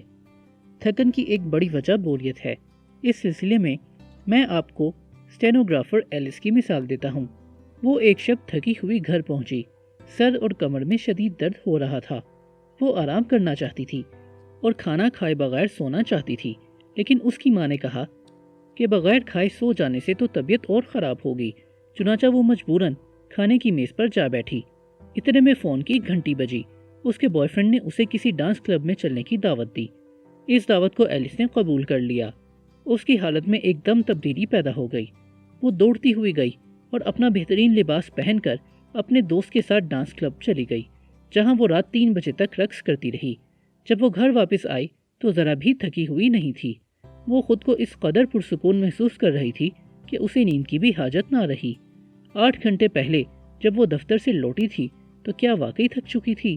ہاں، وہ واقعی تھک چکی تھی، لیکن وہ اس لیے تھک گئی تھی کہ اسے دفتری کام سے بوریت محسوس ہوتی تھی، اور اسی بنا پر اس کی زندگی میں بھی بوریت کے سوا کچھ نہیں تھا۔ ایلس جیسی لاکھوں لڑکیاں، اور شاید آپ بھی ان میں سے ایک ہوں۔ یہ ایک مانی ہوئی حقیقت ہے کہ جسمانی محنت کی بجائے ہمارا جذباتی رویہ ہم میں تھکن پیدا کرنے کا سبب بنتا ہے۔ چند سال پہلے ڈاکٹر جوزف بارمیک نے ایک رپورٹ میں اپنے چند تجربات کا ذکر کیا، جس سے پتہ چلتا تھا کہ بوریت کس قدر تھکن کا باعث بن سکتی ہے۔ انہوں نے چند طلباء پر تجربات کیے، لیکن ان طلباء کو ان تجربات سے قطعاً کوئی دلچسپی نہیں تھی۔ ان تجربات کا نتیجہ یہ نکلا کہ طلباء تھکن، غنودگی، سر درد اور چڑچڑے پن کی شکایت کرنے لگے۔ ان میں سے بعض کو تبخیر معدہ کی شکایت ہو گئی۔ ان طلباء کا باقاعدہ طبی معائنہ کیا گیا تو یہ بات ثابت ہو گئی کہ ان کی شکایات وہم نہیں تھیں۔ اس معائنے سے یہ بات معلوم ہوئی کہ جب کوئی شخص بوریت محسوس کرتا ہے تو اس کے خون کا دباؤ کم ہو کر آکسیجن کی کم مقدار جذب کرنے لگتا ہے، لیکن جو ہی وہ شخص کوئی ایسا کام کرے جسے کر کے اسے خوشی اور مسرت حاصل ہو، تو اس کے برعکس جسمانی اعضاء صحیح طور پر کام کرنا شروع کر دیتے ہیں، جس سے وہ تمام شکایات دور ہو جاتی ہیں جو بوریت محسوس کرنے والے شخص کو ہو سکتی ہیں۔ جب کوئی شخص دلچسپ اور اپنا پسندیدہ کام کرتا ہے تو کبھی تھکن محسوس نہیں کرتا۔ ابھی حال ہی میں کینیڈا گیا۔ میں وہاں ٹراؤٹ مچھلی کا شکار کرنے کی غرض سے گیا تھا۔ مچھلی کے شکار کے لیے مجھے دور دور تک جانا پڑتا تھا۔ بعض اوقات اونچے اونچے پہاڑوں پر چڑھنا پڑتا، گھنی اور خاردار جھاڑیوں، گھاٹیوں اور کھائیوں کو عبور کرنا پڑتا۔ میں سارا دن شکار کرنے کی غرض سے یوں ہی مارا مارا پھرا کرتا، لیکن اس کے باوجود کبھی تھکاوٹ محسوس نہیں کی۔ کیوں؟ اس لیے کہ مجھے کامیاب ہونے کے احساس نے کوئی غیر ضروری بات سوچنے کا موقع ہی نہیں دیا۔ کیونکہ میں نے 6 ٹراؤٹ مچھلیاں پکڑی تھیں، لیکن بالفرض میں نے کوئی مچھلی نہ پکڑی ہوتی تو کیا آپ اندازہ لگا سکتے ہیں کہ میرے احساسات کیا ہوتے؟ مجھے یقیناً بوریت محسوس ہوتی اور اتنی مشقت کے بعد تھکن سے چور ہو گیا ہوتا۔ کوہ پیمائی ایک تھکا دینے والا مشغلہ ہے، لیکن اس مشغلے میں بھی تھکن کا اصل سبب مشقت کے مقابلے میں بوریت زیادہ ہوتی ہے۔ مثال کے طور پر میں کسانوں کی انجمن کے صدر مسٹر کنگسمین کا ایک واقعہ پیش کرتا ہوں۔ انہوں نے مجھے بتایا کہ جولائی سن 1943 میں کینیڈا کی حکومت نے کوہ پیما کلب سے اپیل کی کہ وہ پرنس آف ویلز کے سپاہیوں کو پہاڑوں پر چڑھنے کی ترتیب دینے کی غرض سے انسٹرکٹر فراہم کریں۔ انہی انسٹرکٹرز میں مسٹر کنگسمین بھی شامل تھے۔ انہوں نے بتایا کہ ان انسٹرکٹرز میں سے 64 سے لے کر 59 سال تک کے انسٹرکٹر شامل تھے۔ انسٹرکٹرز ان سپاہیوں کو تربیت دینے کے لیے برف سے ڈھکے ہوئے پہاڑوں پر لے گئے۔ 15 گھنٹوں کی محنت کے بعد یہ نوجوان سپاہی جو بہترین جسمانی حالت میں تھے تھک کر چور ہو گئے۔ کیا یہ سپاہی اس لیے تھک گئے تھے کہ وہ کوہ پیمائی کی مشقت کو برداشت نہیں کر سکتے تھے؟ یہ سپاہی جو کمانڈوز تھے، ان کے بارے میں یہ سوال ہی مزے کا خیز لگتا ہے۔ ان کی تھکن کا اصل سبب یہ تھا کہ وہ تربیت کے اس مرحلے میں بور ہونے لگے تھے۔ لیکن ان سے دگنی عمر کے انسٹرکٹرز کو تھکن تو محسوس ہوئی، لیکن وہ ان سپاہیوں جتنے تھکے ہوئے نہیں تھے، جنہیں تھکن کے باعث کھانے پینے کا بھی ہوش نہیں تھا۔ ان انسٹرکٹرز نے مزے سے کھانا کھایا اور دن بھر کے واقعات کے بارے میں باتیں کرنے لگے، کیونکہ وہ کوہ پیمائی سے حقیقی دلچسپی رکھتے تھے۔ کولمبیا کے ڈاکٹر ایڈورڈ تھارن ڈائک نے تھکان کے موضوع پر بے شمار تجربات کیے ہیں۔ ایک مرتبہ انہوں نے نوجوان آدمیوں کے ایک گروپ کو مختلف مشاغل میں مصروف رکھ کر 1 ہفتے تک بیدار رکھا۔ انہوں نے یہ نتیجہ نکالا کہ جسمانی کارکردگی میں کمی آنے کا اصل سبب بوریت کو ٹھہرایا جا سکتا ہے۔ اگر آپ دماغی نوعیت کا کام کرتے ہیں تو تھکن کا سبب کام نہیں، بلکہ کام کے نامکمل ہونے کا احساس ہے۔ آپ کسی بھی ایسے دن کو یاد کر سکتے ہیں جب کام کے دوران بار بار خلل پڑتا رہا ہو۔ ممکن ہے وہ دن آپ کے لیے سخت ناخوشگوار رہا ہو، اور جب آپ اس دن دفتر سے گھر واپس آئے ہوں تو شدید تھکن محسوس کر رہے ہوں، لیکن دوسرے دن دفتر میں پہلے دن کے مقابلے میں کئی گنا زیادہ کام کیا ہو، لیکن اس کے باوجود جب گھر لوٹے ہوں تو بالکل تازہ دم ہوں۔ اس سے یہ نتیجہ نکلتا ہے کہ ہماری تھکاوٹ کا سبب کام نہیں، بلکہ پریشانی اور کام میں بے توجہی تھکن کا اصل سبب ہے۔ اس باب کی تکمیل کے دوران میں ایک مزاحیہ ڈرامہ دیکھنے گیا۔ ڈرامے کا ایک کردار ایک جگہ فلسفیانہ انداز میں کہتا ہے کہ خوش قسمت ہیں وہ لوگ جن کا مشغلہ وہ ہے جو ان کا کام ہے۔ ایسے لوگ خوش قسمت اس لیے ہیں کہ انہیں اپنا کام کر کے خوشی ہوتی ہے، اور یہ خوشی ان کے استعداد کار میں اضافہ کرتی ہے۔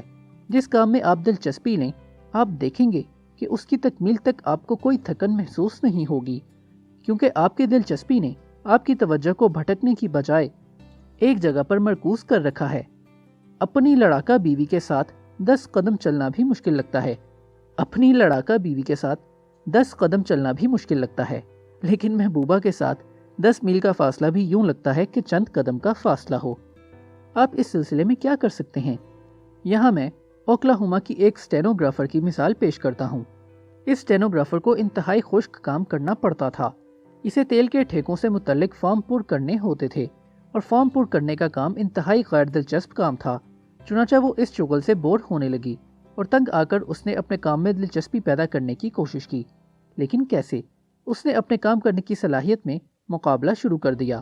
وہ صبح جو فارم پر کرتی انہیں گن لیتی، اور تیسرے پہر صبح کی نشست میں پر کیے جانے والے فارم سے زیادہ فارم پر کرتی۔ دوسرے دن گزشتہ دن سے زیادہ کام کرنے کی کوشش کرتی۔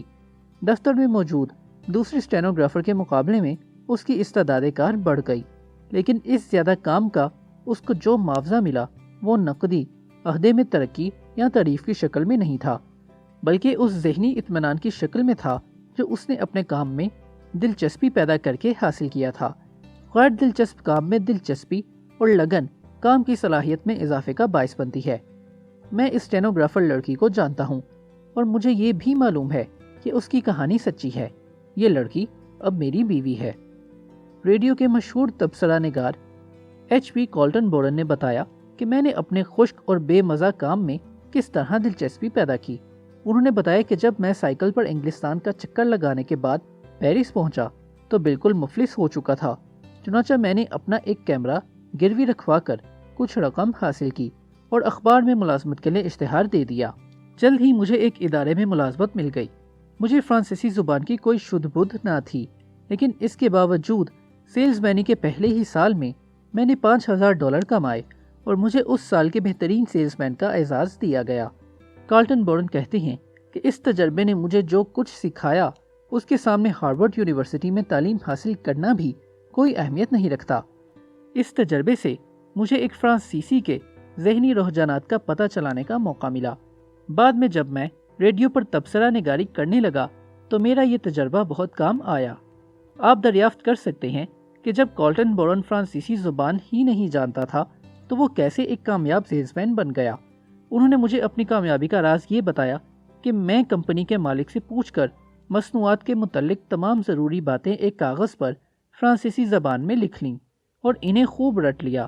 جب میں کسی مکان پر دستک دیتا تو جو خاتون برآمد ہوتی اس کے سامنے اپنی مزے کا خیز لہجے میں تمام لکھی ہوئی باتیں دہرا دیتا، اس کے ساتھ ساتھ اپنی مصنوعات بھی دکھاتا جاتا۔ اگر وہ خاتون کوئی سوال پوچھتی تو اپنے کاندھے سکیڑ کر جواب دیتا کہ میں تو امریکی ہوں، اور پھر اسے اپنا ہیٹ اتار کر وہ تمام تفصیلات دکھاتا جو میں نے آسان فرانسیسی زبان میں لکھی ہوئی تھی۔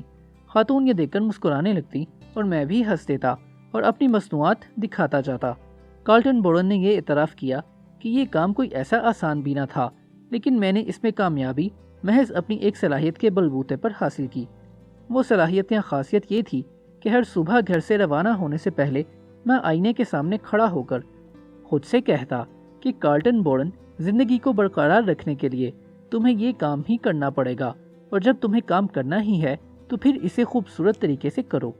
ہر مکان پر دستک دینے سے پہلے فرض کرو کہ تم ایک اداکار ہو اور تمہیں چند لمحوں بعد تماشائیوں کے سامنے اپنے فن کا مظاہرہ کرنا ہے۔ جو کام تم کر رہے ہو وہ اداکاری جیسا ہی دلچسپ ہے۔ تمہیں چاہیے کہ اس کام کو خوش اسلوبی سے انجام دینے کی کوشش کرو۔ کالٹن بورن کا کہنا ہے کہ روزانہ کے اس عمل سے مجھے اپنے گاہکوں کے سامنے اپنے مزے کا خیز لہجے میں بولنا اچھا لگنے لگا۔ اگرچہ شروع میں مجھے اپنے اس کام سے بڑی الجھن ہوا کرتی تھی۔ میں نے کالٹن سے پوچھا کہ کیا وہ نوجوانوں کو کوئی مشورہ دینا پسند کریں گے، تو ان کا جواب تھا کہ ہاں۔ انہوں نے جو مشورہ دیا وہ یہ تھا: ہر صبح خود سے جنگ کرو۔ جس قدر زور جسمانی ورزشوں پر دیا جاتا ہے اسی قدر زور ذہنی اور روحانی ورزشوں پر بھی دینا چاہیے۔ ہر صبح کسی بھی کام کو شروع کرنے سے پہلے ہمیں کچھ دیر ذہنی اور روحانی ورزش کرنی چاہیے۔ روزانہ صبح کی یہ خود کلامی کوئی احمقانہ اور بچگانہ عمل نہیں ہے، بلکہ حقیقت میں یہ نفسیات کی روح ہے، کیونکہ ہماری زندگی کی تشکیل ہمارے خیالات کرتے ہیں۔ یہ الفاظ آج بھی اس طرح حقیقت کے آئینے دار ہیں جیسے آج سے 1800 سال پہلے تھے، جب مارکس نے اپنی کتاب میں تحریر کیا تھا کہ روزانہ کئی مرتبہ کی خود کلامی آپ کے ذہن میں مثبت خیالات پیدا کرنے کا سبب بنتی ہے۔ اسی طرح خدا نے آپ کو جو نعمتیں عطا کی ہیں ان کا تصور کر کے آپ اپنے ذہن کو افسردہ خیالات سے بچا سکتے ہیں۔ مثبت خیالات آپ کے کسی بھی کام کو ناگوار اور بے کیف نہیں ہونے دیں گے۔ آپ کا باس یا مالک آپ کو زیادہ کام کرنے کی تاکید اس لیے کرتا ہے کہ اسے تو زیادہ دولت چاہیے، لیکن کیا ہم چند لمحوں کے لیے بھول نہیں سکتے کہ باس کیا چاہتا ہے؟ صرف یہ یاد رکھیے کہ اپنے کام میں دلچسپی لینے سے آپ کو کیا فائدہ پہنچے گا۔ خود کو یاد دلائیے کہ اس طرح کرنے سے آپ کی خوشیوں میں اضافہ ہو جائے گا۔ حالت بیداری میں نصف وقت آپ اپنے کام کے لیے وقف کرتے ہیں، اور اگر آپ اس عرصے سے مسرت نہیں حاصل کر پاتے تو اس کا مطلب ہے کہ آپ ایک بڑی نعمت سے خود کو محروم کر رہے ہیں۔ خود کو یاد دلاتے رہیے کہ کام میں دلچسپی لینے کا عمل نہ صرف آپ کی پریشانیوں کو ختم کرے گا بلکہ ترقی اور کامیابی کے دروازے بھی کھول دے گا۔ اگر ایسا نہ بھی ہو تو پھر بھی آپ کو یہ فائدہ ضرور پہنچے گا کہ آپ کم تھکن محسوس کریں گے اور فارغ اوقات سے زیادہ لطف اٹھا سکیں گے۔ ادب سرائے۔ 5واں باب، پارٹ 5۔ آپ کو جو نعمتیں حاصل ہیں وہ لاکھوں روپے سے زیادہ قیمتی ہیں۔ میں ہیرلڈ ایبٹ کو برسوں سے جانتا ہوں۔ وہ کبھی میرے ساتھ کام کیا کرتا تھا۔ ایک روز میں اس کے ساتھ اپنے فارم پر جا رہا تھا۔ راستے میں میں نے اس سے پوچھا کہ وہ پریشانیوں سے محفوظ رہنے کے لیے کیا کرتا ہے۔ اس نے مجھے جو جواب دیا وہ ناقابل فراموش ہے۔ ہیرلڈ ایبٹ نے کہا کہ میں بہت زیادہ پریشان رہا کرتا تھا، لیکن سن 1943 کے موسم بہار کے ایک دن میں نے جو منظر دیکھا اس نے میری تمام پریشانیوں کا ہمیشہ کے لیے خاتمہ کر دیا۔ میرے سامنے یہ منظر صرف 10 سیکنڈ رہا، لیکن میں نے اس وقفے میں جو کچھ سیکھا وہ 10 سال میں بھی نہ سیکھ سکتا تھا۔ میرا ایک سٹور تھا جہاں میں سبزیاں وغیرہ فروخت کیا کرتا تھا، لیکن میرا کاروبار ہمیشہ ہی روبہ زوال رہا۔ میں نے اپنا تمام سرمایہ اپنے کاروبار میں لگا دیا، لیکن کوئی فائدہ نہیں ہوا۔ کاروبار کے دوران میں مقروض بھی ہو گیا تھا۔ ایک وقت وہ آیا جب سٹور بند کرنا پڑا۔ میں ایک بینک سے قرضہ لینے جا رہا تھا تاکہ کسی دوسرے شہر جا کر کوئی ملازمت وغیرہ تلاش کروں۔ میں نہایت بے دلی سے قدم اٹھا رہا تھا۔ میری ہمت جواب دے چکی تھی۔ اس وقت میں خود کو ایک شکست خوردہ انسان تصور کر رہا تھا۔ پھر اچانک میں نے ایک معذور شخص کو دیکھا جس کی ٹانگیں نہیں تھیں اور جو پہیوں والی کرسی پر بیٹھا ہوا اسے دھکیل رہا تھا۔ وہ جب سڑک پار کر کے میرے قریب سے گزرا تو ایک لمحے کے لیے اس کی اور میری آنکھیں چار ہوئیں۔ اس نے نہایت خوش دلی سے کہا، صبح بخیر جناب، آج کی صبح کس قدر خوشگوار ہے۔ اس نے یہ جملہ نہایت ہی خلوص اور محبت سے کہا تھا۔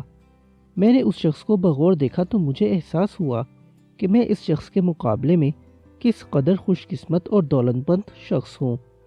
خدا نے مجھے 2 ٹانگوں سے نوازا ہے۔ میں بآسانی چل پھر سکتا ہوں۔ مجھے اپنے افسردہ خیالات پر ندامت ہونے لگی۔ میں نے سوچا کہ اگر ایک اپاہج شخص اتنی خوش دلی اور اعتماد سے زندگی بسر کر سکتا ہے تو میری حالت تو اس سے بدرجہ بہتر ہے۔ چنانچہ مجھے اس کے مقابلے میں زیادہ خوش و خرم اور پر اعتماد ہونا چاہیے۔ اس سوچ نے میرے اندر ایک نیا ولولہ اور حوصلہ پیدا کر دیا۔ میں نے بینک سے قرضہ لیا اور زیادہ محنت سے کام کرنے لگا۔ آہستہ آہستہ میرے دن پھرنے لگے۔ اب میں نے اپنے غسل خانے کے آئینے پر یہ الفاظ تحریر کر رکھے ہیں جنہیں میں روزانہ دیکھتا ہوں، اور ہر روز توانائی کی ایک نئی لہر سینے میں دوڑتی محسوس ہوتی ہے۔ میں نے آئینے پر جو الفاظ تحریر کیے ہیں وہ یہ ہیں: میں اداس تھا کہ میرے پاس جوتے نہیں ہیں، لیکن بازار میں ایک شخص دیکھا جس کے پاؤں نہیں تھے۔ ایک بار میں نے ایڈی ریکن بیکر سے، جس نے چھوٹی کشتی پر بحر اوقیانوس عبور کیا، دریافت کیا کہ بحر اوقیانوس کی اس مہم سے اس نے جو سب سے بڑا سبق سیکھا وہ کیا تھا۔ اس نے جواب دیا کہ بحریہ اوقیانوس کو چھوٹی کشتی سے عبور کرنا ایک ہولناک تجربہ تھا۔ میں نے اس ہولناک تجربے سے جو سیکھا وہ یہ کہ اگر آپ کو پیٹ بھر کر روٹی اور تازہ پانی مل جائے تو پھر کسی شکایت کی کوئی گنجائش باقی نہیں رہتی۔ ایک مرتبہ رسالہ ٹائم میں ایک سارجنٹ کے بارے میں مضمون شائع ہوا جو بم کا ایک ٹکڑا گلے میں لگنے سے اس قدر زخمی ہو چکا تھا کہ اسے 7 مرتبہ خون دینا پڑا۔ اس نے ایک کاغذ پر یہ لکھ کر اپنے ڈاکٹر سے پوچھا کہ کیا میں زندہ بچ جاؤں گا؟ ڈاکٹر نے جواب دیا ہاں۔ اس نے پھر لکھا کہ کیا میں بات چیت کر سکوں گا؟ ڈاکٹر نے اس بار بھی اسبات میں جواب دیا۔ اس پہ زخمی سارجنٹ نے لکھا کہ اب اس میں پریشانی کی کون سی بات ہے؟ آپ خود سے بھی پوچھئے کہ بھلا پریشان رہنے کی کیا وجہ ہے۔ آپ کو یقیناً معلوم ہو جائے گا کہ آپ کی پریشانی کس قدر بلا جواز اور بے معنی ہے۔ زندگی میں 90% باتیں درست اور 10% غلط ہوتی ہیں۔ اگر آپ خوش رہنا چاہتے ہیں تو آپ کو صرف یہ کرنا ہوگا کہ آپ اپنے پیش نظر صرف ان 90% باتوں کو یاد رکھیں جو درست ہیں اور باقی 10% باتوں کو فراموش کر دیں۔ لیکن اگر آپ پریشانی اور اعصابی بیماریوں میں مبتلا ہونا چاہتے ہیں تو صرف یہ کریں کہ ان 10% باتوں کو جو غلط ہیں سامنے رکھ کر باقی 90% درست باتوں کو بھول جائیں۔ میں انگلستان گیا تو میں نے کئی گرجوں میں یہ الفاظ تحریر کیے ہوئے دیکھے۔ سوچئے اور شکر ادا کیجئے۔ آپ کو چاہیے کہ یہی الفاظ آپ اپنے دل پر کندہ کر لیں۔ آپ ان نعمتوں کے بارے میں سوچئے جو میسر ہیں اور پروردگار عالم کا شکریہ ادا کیجئے۔ گلیورز ٹریولز نامی کتاب کا مصنف جوناتھن سوئفٹ اس درجہ قنوطی تھا اور اپنے وجود سے اتنا بیزار تھا کہ اپنی سالگرہ پر سیاہ ماتمی لباس پہن کر پورے دن فاقے سے گزار دیا کرتا تھا۔ لیکن اس ادیب نے بھی زندگی میں مسرت اور سکون کی تعمیری قوتوں کی تعریف کی ہے۔ وہ کہتا ہے کہ غذا، سکون اور خوشی دنیا کے بہترین معالج ہیں۔ اگر آپ چاہیں تو ان معالجین کی خدمات حاصل کر سکتے ہیں اور اپنے لیے مسرتوں اور خوشیوں کے دروازے کھول سکتے ہیں۔ آپ بے شمار نعمتوں کے مالک ہیں۔ آنکھیں، ٹانگیں، ہاتھ، کان، اولاد اور خاندان، یہ سب آپ کے بیش بہا اثاثے ہیں۔ کیا آپ اس اثاثے کی قدر کرتے ہیں؟ حقیقت یہ ہے کہ ہم اس اثاثے کی قدر و قیمت سے آگاہ نہیں ہیں۔ ہمارے پاس جو کچھ ہوتا ہے ہم اس کے بارے میں کم ہی سوچتے ہیں اور ہماری سوچیں اکثر ان چیزوں کے لیے وقف ہو جاتی ہیں جو ہمارے پاس نہیں ہوتی۔ یہ ایک زبردست المیہ ہے اور اس نے ہمیں جس قدر نقصان پہنچایا ہے اتنا نقصان تو ہمیں جنگوں اور وباؤں سے بھی نہیں پہنچا۔ یہی المیہ مسٹر پالمر کے ساتھ بھی ہوا۔ وہ ایک زندہ دل انسان تھا لیکن اس المیہ نے اسے بوڑھا اور افسردہ بنا کر رکھ دیا اور اس کے گھر کو تباہی کے کنارے لا کھڑا کیا۔ اس نے مجھے بتایا کہ میں نیو جرسی میں رہا کرتا تھا۔ فوج سے ریٹائر ہونے کے بعد اپنا کاروبار شروع کیا۔ میں نے کاروبار کو چمکانے کے لیے نہایت محنت اور لگن سے کام کیا۔ شروع میں حالات سازگار رہے لیکن بعد میں مشکلات پیش آنے لگیں۔ خام مال اور فاضل پرزے دستیاب نہیں ہوتے تھے جس سے کاروبار بند ہونے کا خطرہ پیدا ہو گیا۔ اس بات نے مجھے بے حد بیزار کر دیا۔ میری بات چیت میں تلخی اور افسردگی آئی۔ میری ازدواجی زندگی بھی متاثر ہونے لگی۔ ایک روز میرے پاس کام کرنے والا ایک معذور شخص آیا اور کہنے لگا، پام، تمہیں شرم آنی چاہیے۔ یوں لگتا ہے جیسے تمام دنیا کی مصیبتیں تم پر ہی نازل ہو گئی ہیں۔ بالفرض محال اگر عارضی طور پر دکان بند کرنا پڑ ہی جاتی ہے تو کون سی قیامت ٹوٹ پڑے گی؟ جب حالات سازگار ہوں تو دکان پھر کھولی جا سکتی ہے۔ خدا کے فضل و کرم سے تمہارے پاس اتنا سرمایہ ضرور موجود ہے کہ تم ایک عرصے تک فکر معاش سے بے نیاز رہ سکتے ہو، لیکن تم تو ہر وقت منہ پھلائے رہتے ہو۔ کاش میں تمہاری جگہ ہوتا۔ ذرا ادھر دیکھو، میرا ایک بازو نہیں ہے اور چہرہ جھلس چکا ہے، لیکن پھر بھی میں اس کی پرواہ نہیں کرتا، اور اگر تم نے اب بھی منہ بسورنا بند نہ کیا تو صرف تمہارا کاروبار بلکہ تمہاری صحت بھی خراب ہو جائے گی، دوست دور ہو جائیں گے اور تمہاری گھریلو زندگی بھی متاثر ہوگی۔ یہ وہ الفاظ تھے جنہوں نے میری آنکھیں کھول دیں۔ مجھے اپنی خوش قسمتی کا احساس ہو گیا۔ میں نے تہیہ کر لیا کہ میں ایک بار پھر وہی پرانا پام بن جاؤں گا۔ میری ایک دوست لوزیال بلیک نے بھی اس حقیقت کو پا لیا، لیکن اس حقیقت کو پانے کے لیے اسے ایک صبر آزما تجربے سے گزرنا پڑا۔ میں کئی سال پہلے لوزیال سے ملا تھا۔ اس وقت ہم دونوں یونیورسٹی میں شعبہ صحافت میں تعلیم حاصل کر رہے تھے۔ 9 سال قبل اسے ایک زبردست المیہ کا سامنا کرنا پڑا۔ اس نے بتایا کہ میں بے حد مصروف زندگی گزار رہی تھی۔ یونیورسٹی میں انیٹمی پڑھتی تھی، فن خطابت کی تعلیم دیتی تھی، موسیقی سکھاتی تھی، دعوتوں اور پارٹیوں میں شرکت کرتی تھی، کبھی کبھار گھڑ سواری بھی کر لیا کرتی تھی۔ ایک صبح میں اچانک بیمار ہو گئی۔ مجھے دل کے مرض کی شکایت تھی۔ ڈاکٹر نے مجھے 1 سال تک آرام کرنے کا مشورہ دیا۔ ڈاکٹر کے مشورے نے مجھے بہت بد دل کر دیا۔ میں سوچ کے پاگل ہوئی جا رہی تھی کہ 1 سال معذوروں کی طرح بستر پر لیٹ کر زندگی کیسے گزرے گی۔ میں سوچتی میں نے کیا جرم کیا ہے جو یہ سزا مل رہی ہے۔ میرے مزاج میں تلخی آ گئی اور ہر ایک سے درست مزاجی سے پیش آنے لگی۔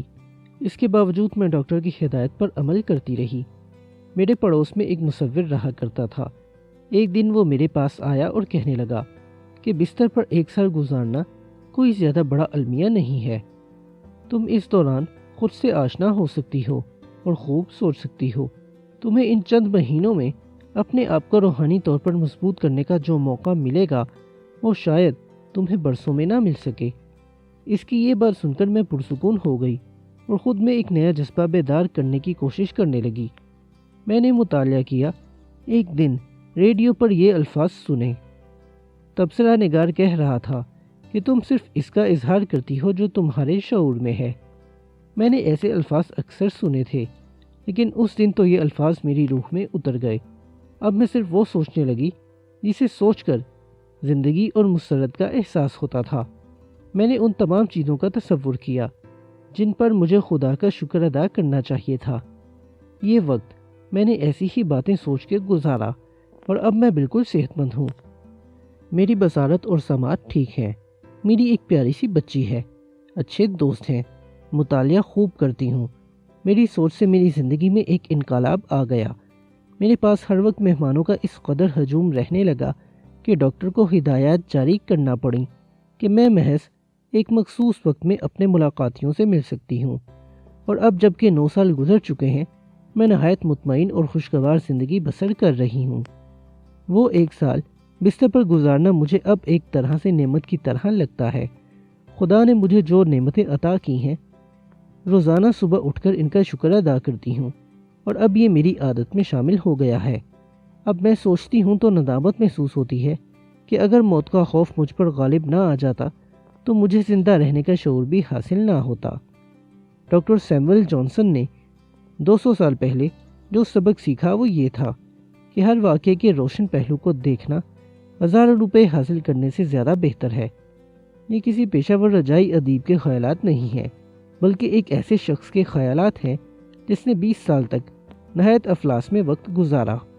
بعد میں یہی ڈاکٹر جانسن بہترین ادیب اور خوش گفتار شخص کی حیثیت سے ستارہ بن کر ابھرے۔ دیکھیے، پیرسل سمتھ نے کوزے میں دانش مندی کا سمندر بند کر دیا ہے۔ وہ کہتے ہیں زندگی صرف 2 مقصد رکھتی ہے، ایک یہ کہ جس شے کی طلب ہو اس کا حصول، دوم یہ کہ حاصل شدہ شے سے استفادہ اور لطف اندوز ہونا۔ صرف دانش مند ترین لوگ ہی یہ دوسرا مقصد حاصل کر سکتے ہیں۔ برتن دھونے جیسے معمولی کام کو بھی ایک خوشگوار تجربے میں تبدیل کیا جا سکتا ہے۔ آپ بھی یہ خوشگوار تجربہ کر سکتے ہیں، بشرطیے کہ آپ بارک بلٹل کی کتاب میں دیکھنا چاہتی تھی کا مطالعہ کریں۔ اس کتاب کی مصنفہ 50 سال تک بصارت سے تقریباً محروم زندگی بسر کرتی رہی۔ وہ لکھتی ہیں، میری صرف ایک آنکھ تھی اور اس کا پردہ بھی کوئی ایسا نہ تھا کہ میں صاف طور پر دیکھ سکتی، لیکن میں نے لوگوں سے اپنے لیے رحم اور ہمدردی مانگنے سے انکار کر دیا۔ وہ کہتی ہیں کہ بچپن میں اپنی ساتھی دوستوں کے ساتھ کھیلنا چاہتی تھی، لیکن مجھے راستہ درست طور پر نظر نہ آتا تھا، اس لیے جب بچے کھیل کود کر گھروں کو چلے جاتے تو میں جھک جھک کر راستے کو ذہن نشین کیا کرتی۔ اس طرح میں نے ہر راستہ ذہن نشین کر لیا۔ بعد میں بچوں کے ہر کھیل میں شریک ہونے لگی۔ میں گھر میں بڑے بڑے حروف میں لکھی گئی کتابیں پڑھا کرتی، اور آخر کار میری یہی کوشش رنگ لائی اور میں نے AB اور MA کی ڈگریاں حاصل کیں۔ میں نے ایک چھوٹے سے گاؤں میں پڑھانا شروع کر دیا۔ بعد میں ایک کالج میں صحافت کی پروفیسر مقرر ہوئی۔ وہاں 13 سال تک درس و تدریس کا سلسلہ جاری رہا۔ اس دوران میں نے مختلف کلبوں میں خواتین کی بہبود سے متعلق لیکچر دیے اور ریڈیو سے تقریریں کیں۔ وہ کہتی ہیں کہ میرے ذہن کے ایک کونے میں یہ خیال ہمیشہ موجود رہا کہ ایک روز میں مکمل طور پر اندھی ہو جاؤں گی، اور اسی خیال کو ذہن سے نکالنے کے لیے میں نے زندگی کے بارے میں ایک نہایت ہی مثبت طرز فکر اور رویہ اختیار کیا۔ پھر جب میری عمر 52 سال ہوئی تو ایک معجزہ ہوا۔ میری آنکھوں کا آپریشن ہوا اور 40% بصارت لوٹ آئی۔ اب میرے لیے ایک نئی اور حسین دنیا کے دروازے کھل گئے۔ اب برتن دھونے کا عمل بھی میرے لیے ایک خوشگوار تجربہ بن گیا۔ وہ لکھتی ہیں کہ برتن صاف کرنے کے دوران جو جھاگ پیدا ہو جاتی تھی، میں اس سے خوب کھیلتی اور جھاگ کو اٹھا کر روشنی میں دیکھتی تو مجھے اس میں قوس و قزح کے خوشنما رنگ نظر آتے۔ باورچی خانے کی کھڑکی سے باہر جھانک کر دیکھتی تو برف باری میں اڑتی ہوئی رنگین چڑیاں نظر آتی، جنہیں دیکھ کر مجھے بے پناہ مسرت ہوتی۔ آخر میں وہ لکھتی ہیں کہ میرے خدا، میں تیری شکر گزار ہوں، پروردگار عالم، میں تیری عطا کردہ نعمت کے لیے تیرا شکر ادا کرتی ہوں۔ ذرا تصور کیجئے کہ وہ خدا کی اس لیے شکر گزار ہے کہ صابن کے بلبلوں میں دھنک کے رنگ اور برف باری میں اڑتی ہوئی چڑیاں دیکھ سکتی ہے۔ ہمیں اپنے آپ پر شرم آنی چاہیے کہ ہم اتنے برسوں سے رنگ اور نور اور حسن و جمال سے بھری ہوئی اس کائنات میں زندگی بسر کرنے کے باوجود بھی اس قدر اندھے ہیں کہ کائنات کی یہ تمام خوبصورتی نہیں دیکھ سکتے۔ اگر آپ اپنی زندگی سے پریشانیوں کا خاتمہ کرنا چاہتے ہیں تو یہ اصول یاد رکھیں: اپنی راحتوں کا شمار کیجئے، تکلیفوں کا نہیں۔ ادب سرائے۔ پارٹ 6، چھٹا باب۔ یاد رکھیے، مردہ کتے کو کوئی بھی ٹھوکر نہیں مارتا۔ سن 1929 میں ایک تقریب ہوئی جس نے قومی سطح پر تعلیمی حلقوں میں ہلچل مچا دی۔ امریکہ بھر کے تمام عالم فاضل افراد اس تقریب میں شرکت کے لیے شکاگو پہنچ گئے۔ چند سال قبل ایک نوجوان رابرٹ ہینچر وہاں آیا تھا۔ وہ کبھی بیرا گیری، ترخان، ٹیوشن اور سیلز مینی جیسے کام کیا کرتا تھا، لیکن اب صرف 8 سال بعد اسے شکاگو یونیورسٹی کا صدر بنایا جا رہا تھا۔ اس کی عمر صرف 30 سال تھی۔ یہ ایک ناقابل یقین بات تھی۔ بوڑھے ماہرین تعلیم اپنی حیرت کا اظہار کر رہے تھے۔ اس حیرت انگیز نوجوان پر تنقید کی بوچھاڑ ہو رہی تھی کہ وہ یہ ہے اور اس میں فلاں خرابی ہے۔ اس کی عمر کیا ہے؟ نا تجربہ کار ہے۔ تعلیم سے متعلق اس کے نظریات خام ہیں۔ اس بے جا تنقید میں اخبارات بھی شامل ہو گئے۔ جس دن رابرٹ کو صدر بنانے کی رسم ادا کی جانے والی تھی، ایک دوست نے اس کے باپ سے کہا کہ مجھے آج صبح کے اخبار کا اداریہ پڑھ کر نہایت صدمہ ہوا۔ اس میں آپ کے بیٹے پر خوب تنقید کی گئی ہے۔ ہاں، رابرٹ کے باپ نے کہا، اداریہ واقعی سخت تھا، لیکن یاد رکھو، مردہ کتے کو کوئی بھی ٹھوکر نہیں مارتا۔ جی ہاں، اور کتا جتنا اہم ہوتا ہے، لوگ اسے ٹھوکر لگا کر اتنی ہی زیادہ تسکین حاصل کرتے ہیں۔ اس بات کا علم پرنس آف ویلز کو، جو بعد میں ایڈورڈ ہشتم کے نام سے مشہور ہوئے، 14 سال کی عمر میں ہی ہو گیا تھا۔ وہ اس وقت ڈارٹ ماؤتھ کالج میں زیر تعلیم تھے۔ اس کالج میں بحریہ کے افسروں کو تربیت دی جاتی تھی۔ ایک روز ایک افسر نے ایڈورڈ کو منہ پھلائے دیکھا تو اس سے وجہ دریافت کی۔ ایڈورڈ نے پہلے تو بتانے سے انکار کر دیا، لیکن پھر سب کچھ سچ سچ بتا دیا۔ اس نے بتایا کہ کیڈٹ اسے ٹھوکریں مارتے ہیں۔ کالج کے کموڈور نے سب طلباء کو اکٹھا کیا اور کہا کہ شہزادے نے کسی کی شکایت تو نہیں کی ہے، تاہم میں یہ معلوم کرنا چاہتا ہوں کہ آپ شہزادے سے یہ بدسلوکی کیوں کرتے ہیں۔ پہلے تو سب خاموش بیٹھے رہے، پھر ایک کیڈٹ اٹھا اور کہنے لگا کہ ہم ایسا اس لیے کرتے ہیں کہ جب ہم کمانڈر اور کپتان بن کر شاہی بحریہ میں جائیں گے تو یہ کہہ سکیں گے کہ ہم وہ ہیں جنہوں نے بادشاہ کو بھی ٹھوکریں ماری ہیں۔ چنانچہ جب آپ پر ٹھوکریں برس رہی ہوں اور تنقید کی بوچھاڑ ہو رہی ہو تو صرف یہ یاد رکھیے کہ ایسا کرنے والا شخص محض اپنی ہمت کے مجروح احساس کی تسکین کر رہا ہے۔ اس کا مطلب یہ ہے کہ آپ کوئی ایسا کام کر رہے ہیں جسے دوسروں کی توجہ حاصل ہو سکتی ہے، یا یہ کام دوسروں کے لیے اہم بھی ہو سکتا ہے۔ بہت سے لوگ اپنے سے زیادہ تعلیم یافتہ اور کامیاب لوگوں کے ساتھ برا رویہ اختیار کیے رکھتے ہیں۔ اس عمل سے وہ صرف وحشیانہ تسکین حاصل کرنا چاہتے ہیں، کیونکہ وہ سوچتے ہیں کہ ہم ایسے کیوں نہیں ہیں۔ جب میں کتاب کا یہ باب تحریر کر رہا تھا تو مجھے ایک عورت کا خط ملا، جس میں نجات دہندہ فوج کے بانی جنرل ولیم بوتھ کو بہت برا شخص ثابت کیا گیا تھا۔ دراصل میں نے اپنی ایک ریڈیائی تقریر میں جنرل موصوف کی خاصی تعریف کی تھی، اور اس عورت نے یہ تعریف سن کر ہی مجھے خط لکھا تھا کہ جنرل بوتھ نے اس رقم میں سے غبن کیا ہے جو نادر لوگوں کی امداد کے لیے جمع کرائی گئی تھی۔ یہ الزام بالکل ہی احمقانہ تھا، لیکن اس عورت کو تو سچائی کی تلاش تھوڑی تھی۔ وہ محض جنرل جیسے اعلیٰ عہدے پر فائز شخص کو اپنی لعنت ملامت کا نشانہ بنا کر ایک نہایت گھٹیا قسم کی تسکین حاصل کرنا چاہتی تھی۔ میں نے اس خط کو ردی کی ٹوکری کے حوالے کیا اور خدا کا شکر ادا کیا کہ میری شادی اس عورت سے نہیں ہوئی۔ اس عورت کے خط سے مجھے جنرل بوتھ کے بارے میں کوئی بات معلوم نہیں ہوئی، بلکہ اس سے خود اس عورت کے کردار کا ایک گوشہ نمایاں ہو گیا۔ شوپنہار نے تو برسوں پہلے ہی کہہ دیا تھا کہ پست ذہن لوگ عظیم شخصیات کی خامیوں پر بے حد خوش ہوتے ہیں۔ کوئی شخص مشکل ہی یقین کرے گا کہ ییل کے صدر کا بھی اسی زمرے میں شمار کیا جاتا تھا۔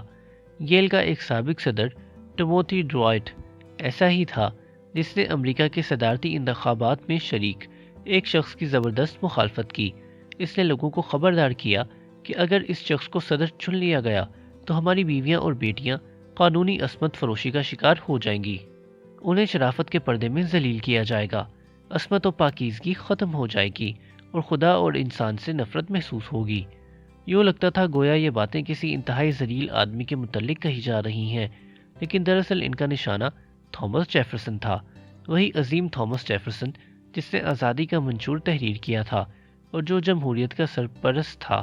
یہ باتیں اس کے بارے میں تھیں۔ وہ کون سا امریکی تھا جسے منافق، قاتل اور نہ جانے کن کن خطابات سے نوازا گیا؟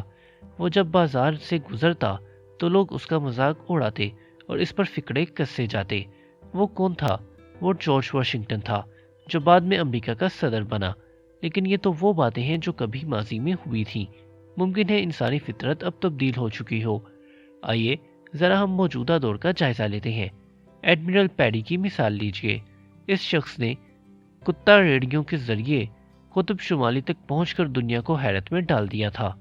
اس نے وہ کارنامہ سر انجام دیا تھا جس کے لیے صدیوں سے جری اور نڈر لوگ کوشش کر رہے تھے، اور اس مہم کو سر کرنے کی خاطر جان تک پہ کھیل گئے تھے۔ خود ایڈمرل پیری بھی بھوک اور سردی کے عذاب میں گرفتار تھا۔ اس کے پاؤں کی انگلیاں سردی کے باعث بیکار ہو گئیں اور آخر کار انہیں کاٹ کر پھینکنا پڑا۔ ایڈمرل نے اس قدر مصائب برداشت کیے کہ اسے خدشہ ہونے لگا کہ کہیں وہ دیوانہ نہ ہو جائے، لیکن واشنگٹن میں اس کے اعلیٰ افسر اس کی شہرت اور عزت سے حسد کی آگ میں جلے جا رہے تھے۔ چنانچہ انہوں نے ایڈمرل پر الزام لگایا کہ وہ سائنسی مہمات کے بہانے روپیہ بٹور رہا ہے اور قطب شمالی میں محض وقت گزاری اور آوارہ گردی کر رہا ہے۔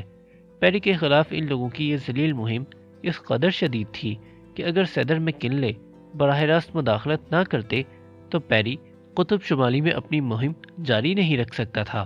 اگر ایڈمرل پیری واشنگٹن میں ہی کوئی غیر اہم سا کام انجام دے رہا ہوتا تو کیا اس کی اس قدر مذمت کی جاتی؟ جی نہیں، کیونکہ اس صورت میں اسے اتنی اہمیت حاصل نہ ہوتی کہ دوسرے اس سے حسد کر سکتے۔ جنرل گرانٹ کو تو ایڈمرل پیری سے بھی زیادہ اندوہناک تجربے سے گزرنا پڑا۔ سن 1862 میں جنرل گرانٹ نے صرف ایک ہی دن میں شمالی علاقے کی پہلی فیصلہ کن فتح حاصل کر لی تھی، اور اس کی شہرت کے ڈنکے دور دور تک بج اٹھے کیونکہ یہ فتح دور رس نتائج کی حامل تھی۔ لیکن اس عظیم فتح کے صرف 6 ہفتے بعد ہی شمالی علاقوں کے اس ہیرو سے انتہائی ذلت آمیز سلوک کیا گیا۔ اس سے فوج کی کمان چھین لی گئی اور اسے گرفتار کر لیا گیا۔ مایوسی اور ذلت کے احساس سے اس کی آنکھوں میں آنسو آ گئے۔ جنرل یو ایس گرانٹ کو گرفتار کیوں کیا گیا؟ اس لیے کہ اس کی اس فتح سے اس کے افسران کے حسد اور رقابت کے جذبات بیدار ہو گئے۔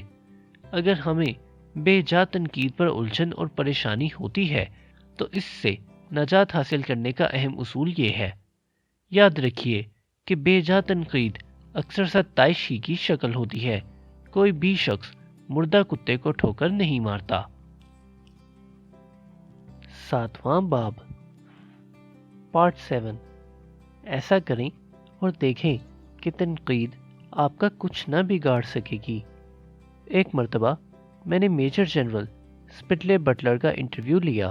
اس نے مجھے بتایا کہ جب میں جوان تھا تو مجھے شہرت حاصل کرنے کا خبط تھا اور میں ہر شخص پر اچھا تاثر چھوڑنا چاہتا تھا۔ ان دنوں میں معمولی سی بھی تنقید برداشت نہیں کر سکتا تھا، لیکن اس نے یہ بات تسلیم کی کہ بحریہ میں 30 سال ملازمت نے میری قوت برداشت میں بے پناہ اضافہ کیا۔ بحریہ کی ملازمت کے دوران مجھے ہر قسم کی تنقید اور تذلیل سے دوچار ہونا پڑا۔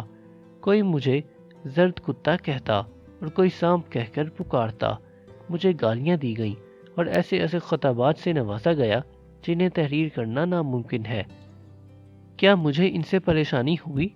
نہیں جناب، اور اب عالم یہ ہے کہ جب کوئی شخص مجھے لعنت ملامت کرتا ہے تو میں قطعاً کوئی نوٹس نہیں لیتا۔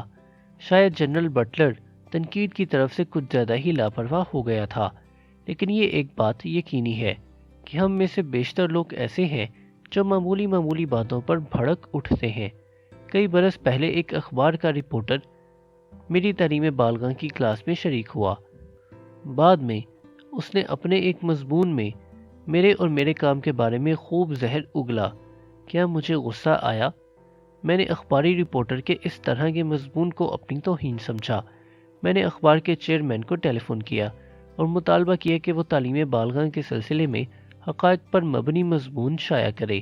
میں اس رپورٹر کو سزا دینا چاہتا تھا، لیکن اب میں سوچتا ہوں تو ندامت ہوتی ہے کہ میرا رویہ کیسا احمقانہ تھا۔ اب مجھے معلوم ہے کہ اخبار خریدنے والوں میں نصف ایسے بھی ہوں گے جنہوں نے یہ مضمون دیکھا تک نہ ہوگا، جبکہ باقی نصف نے محض 2 وقت گزاری کے لیے پڑھا ہوگا اور چند ہی دنوں میں وہ یہ بھول گئے ہوں گے کہ کیا پڑھا تھا۔ اب مجھے یہ اچھی طرح معلوم ہو چکا ہے کہ لوگ میرے اور آپ کے بارے میں نہیں سوچتے رہتے، اور نہ ہی انہیں اس کی پرواہ ہوتی ہے کہ کسی دوسرے شخص کے بارے میں کیا کہا جا رہا ہے۔ ان کا زیادہ تر وقت اپنے ہی بارے میں سوچنے میں گزرتا ہے۔ آپ کو حیرت ہوگی کہ لوگوں کو آپ کی موت کی خبر کے مقابلے میں اپنے معمولی نوعیت کے سر درد کے بارے میں زیادہ تشویش ہوتی ہے۔ اگر ہمارا کوئی مخلص دوست ہماری پیٹھ میں خنجر گھونپے، دھوکے دے یا زمین دوست دشمن ثابت ہو تو ہمیں اپنی حالت کو قابل رحم نہیں سمجھنا چاہیے۔ اس کی بجائے ہمیں خود کو یاد دلانا چاہیے کہ حضرت مسیح کے ساتھ ان کے قریبی حواریوں نے بھی تو یہی کچھ کیا تھا۔ ان کے ایک ساتھی نے محض معمولی سی رشوت کے بدلے ان سے غداری کی۔ ان کے ایک اور حواری نے مشکل کے وقت انہیں تنہا چھوڑ دیا اور لوگوں کو 3 مرتبہ قسمیں کھا کر یقین دلایا کہ وہ انہیں نہیں جانتا۔ جب مسیح کے ساتھ ان کے حواری یہ سلوک کر سکتے ہیں تو ہمیں اپنے دوستوں کے بارے میں زیادہ خوش فہمی کا شکار نہیں ہونا چاہیے۔ مجھے برسوں پہلے اس بات کا علم ہو گیا تھا کہ میں لوگوں کے منہ بند نہیں کر سکتا، لیکن یہ فیصلہ ضرور کر سکتا ہوں کہ ان کے منہ سے نکلی ہوئی بے جا باتوں پر مجھے پریشان ہونا چاہیے یا نہیں۔ میں ہر قسم کی تنقید کو نظر انداز کرنے کی حمایت نہیں کر رہا، میں تو صرف بے جا طور پر کی جانے والی تنقید کو فراموش کرنے کے بارے میں کہہ رہا ہوں۔ ایک بار میں نے ایلینور روزویلٹ سے پوچھا کہ وہ بے جا قسم کی تنقید کو کیسے برداشت کرتی ہیں۔ خدا شاہد ہے کہ وائٹ ہاؤس میں آنے والی کسی خاتون اول کے اس قدر دوست اور دشمن نہیں ہوں گے جتنے مسز روزویلٹ کے تھے۔ انہوں نے مجھے بتایا کہ میں نوجوانی میں بے حد شرمیلی تھی اور ہمیشہ اس بات سے خوفزدہ رہتی تھی کہ لوگ کیا کہیں گے۔ میں تنقید سے بے حد ڈرتی تھی۔ ایک روز میں نے اپنی چچی سے کہا کہ چچی، میں کام تو کرنا چاہتی ہوں لیکن تنقید سے ڈر لگتا ہے۔ انہوں نے میری آنکھوں میں آنکھیں ڈالیں اور کہا کہ اگر تم کوئی ایسا کام کر رہی ہو جس کے صحیح ہونے کا تمہیں یقین ہے تو لوگوں کی پرواہ مت کرو کہ وہ کیا کہتے ہیں۔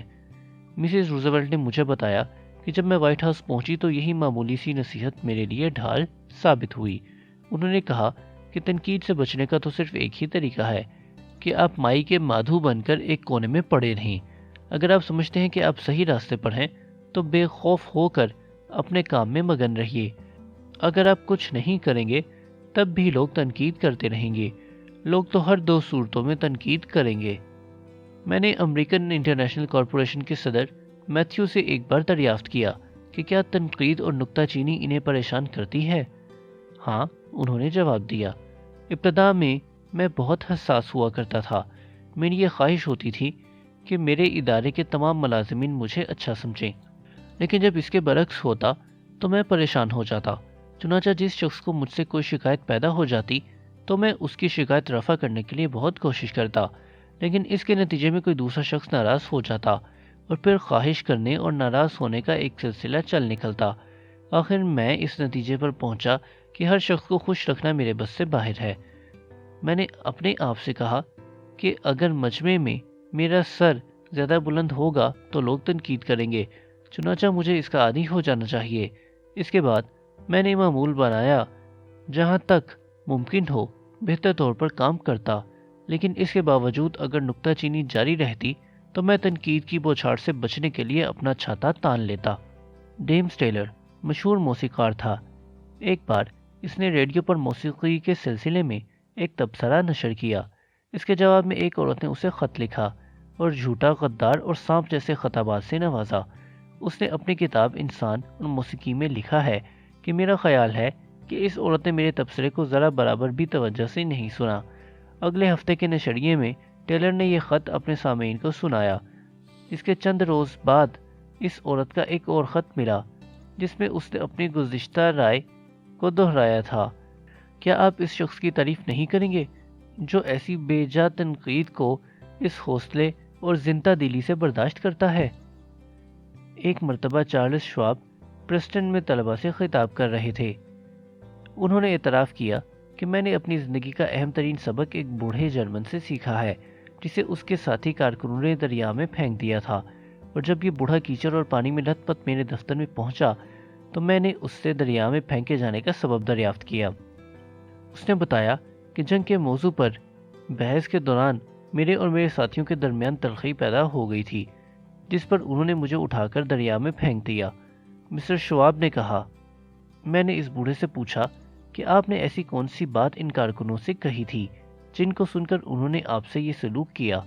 بوڑھے نے جواب دیا کہ بس میں ہنس پڑا۔ شواب کہتے ہیں کہ میں نے بوڑھے کے ان الفاظ یعنی بس میں ہنس پڑنا کو اپنا رہبر اصول بنا لیا۔ اس اصول کی افادیت میں اس وقت تو اور بھی اضافہ ہو جاتا ہے جب آپ غیر منصفانہ تنقید کا نشانہ بن رہے ہوں۔ آپ جواب دینے والے کو جواب دے سکتے ہیں، لیکن جو شخص محض ہنس دیتا ہے اسے آپ کیا کہہ سکتے ہیں؟ اگر لنکن خانہ جنگی کے دنوں میں اپنے نکتہ چینیوں کو جواب دینے کی حماقت کر بیٹھتا تو شاید وہ ذہنی دباؤ کا شکار ہو جاتا۔ اس نے اپنے نکتہ چینیوں سے نمٹنے کے لیے جس انداز سے ان کی نکتہ چینیوں کا تذکرہ کیا ہے وہ ایک ادبی شاہکار کی حیثیت رکھتا ہے۔ جنرل میک آرتھر اور ونسٹن چرچل نے لنکن کے الفاظ کو فریم میں لگا کر اپنے اپنے کمروں میں لٹکا رکھا تھا۔ لنکن کے الفاظ ہیں، اگر میں خود پر کی جانے والی نکتہ چینی کا جواب دینے کی بجائے اس نکتہ چینی کا صرف مطالعہ شروع کر دوں تو پھر میں کچھ اور نہیں کر سکتا۔ میں ہر ممکن طور پر اپنے کاموں کو بہترین طریقے سے انجام دینے کی کوشش کرتا ہوں اور چاہتا ہوں کہ مرتے دم تک اسی اصول پر عمل کرتا رہوں۔ اگر میرے کام صحیح ہوئے اور ان کا اچھا نتیجہ نکلا تو ایک وقت ایسا آئے گا کہ یہ ساری تنقید خود بخود غلط ثابت ہو جائے گی، لیکن اگر میرے کارناموں کا نتیجہ یہ نکلا تو مجھے بے گناہ تصور کرنے کے لیے اگر 10 فرشتے بھی قسمیں اٹھائیں تو لوگ تسکین نہیں کریں گے۔ جب مجھ پر یا آپ پر بے جا تنقید کی جا رہی ہو تو یہ اصول یاد رکھیے، آپ جو کچھ کر سکتے ہیں اسے بہترین طریقے سے انجام دیں۔ ایسے میں اگر نکتہ چینی کی جاتی ہے تو پھر نکتہ چینی کی بوچھاڑ سے بچنے کے لیے اپنا چھاتا تان لیں۔ ادب سرائے۔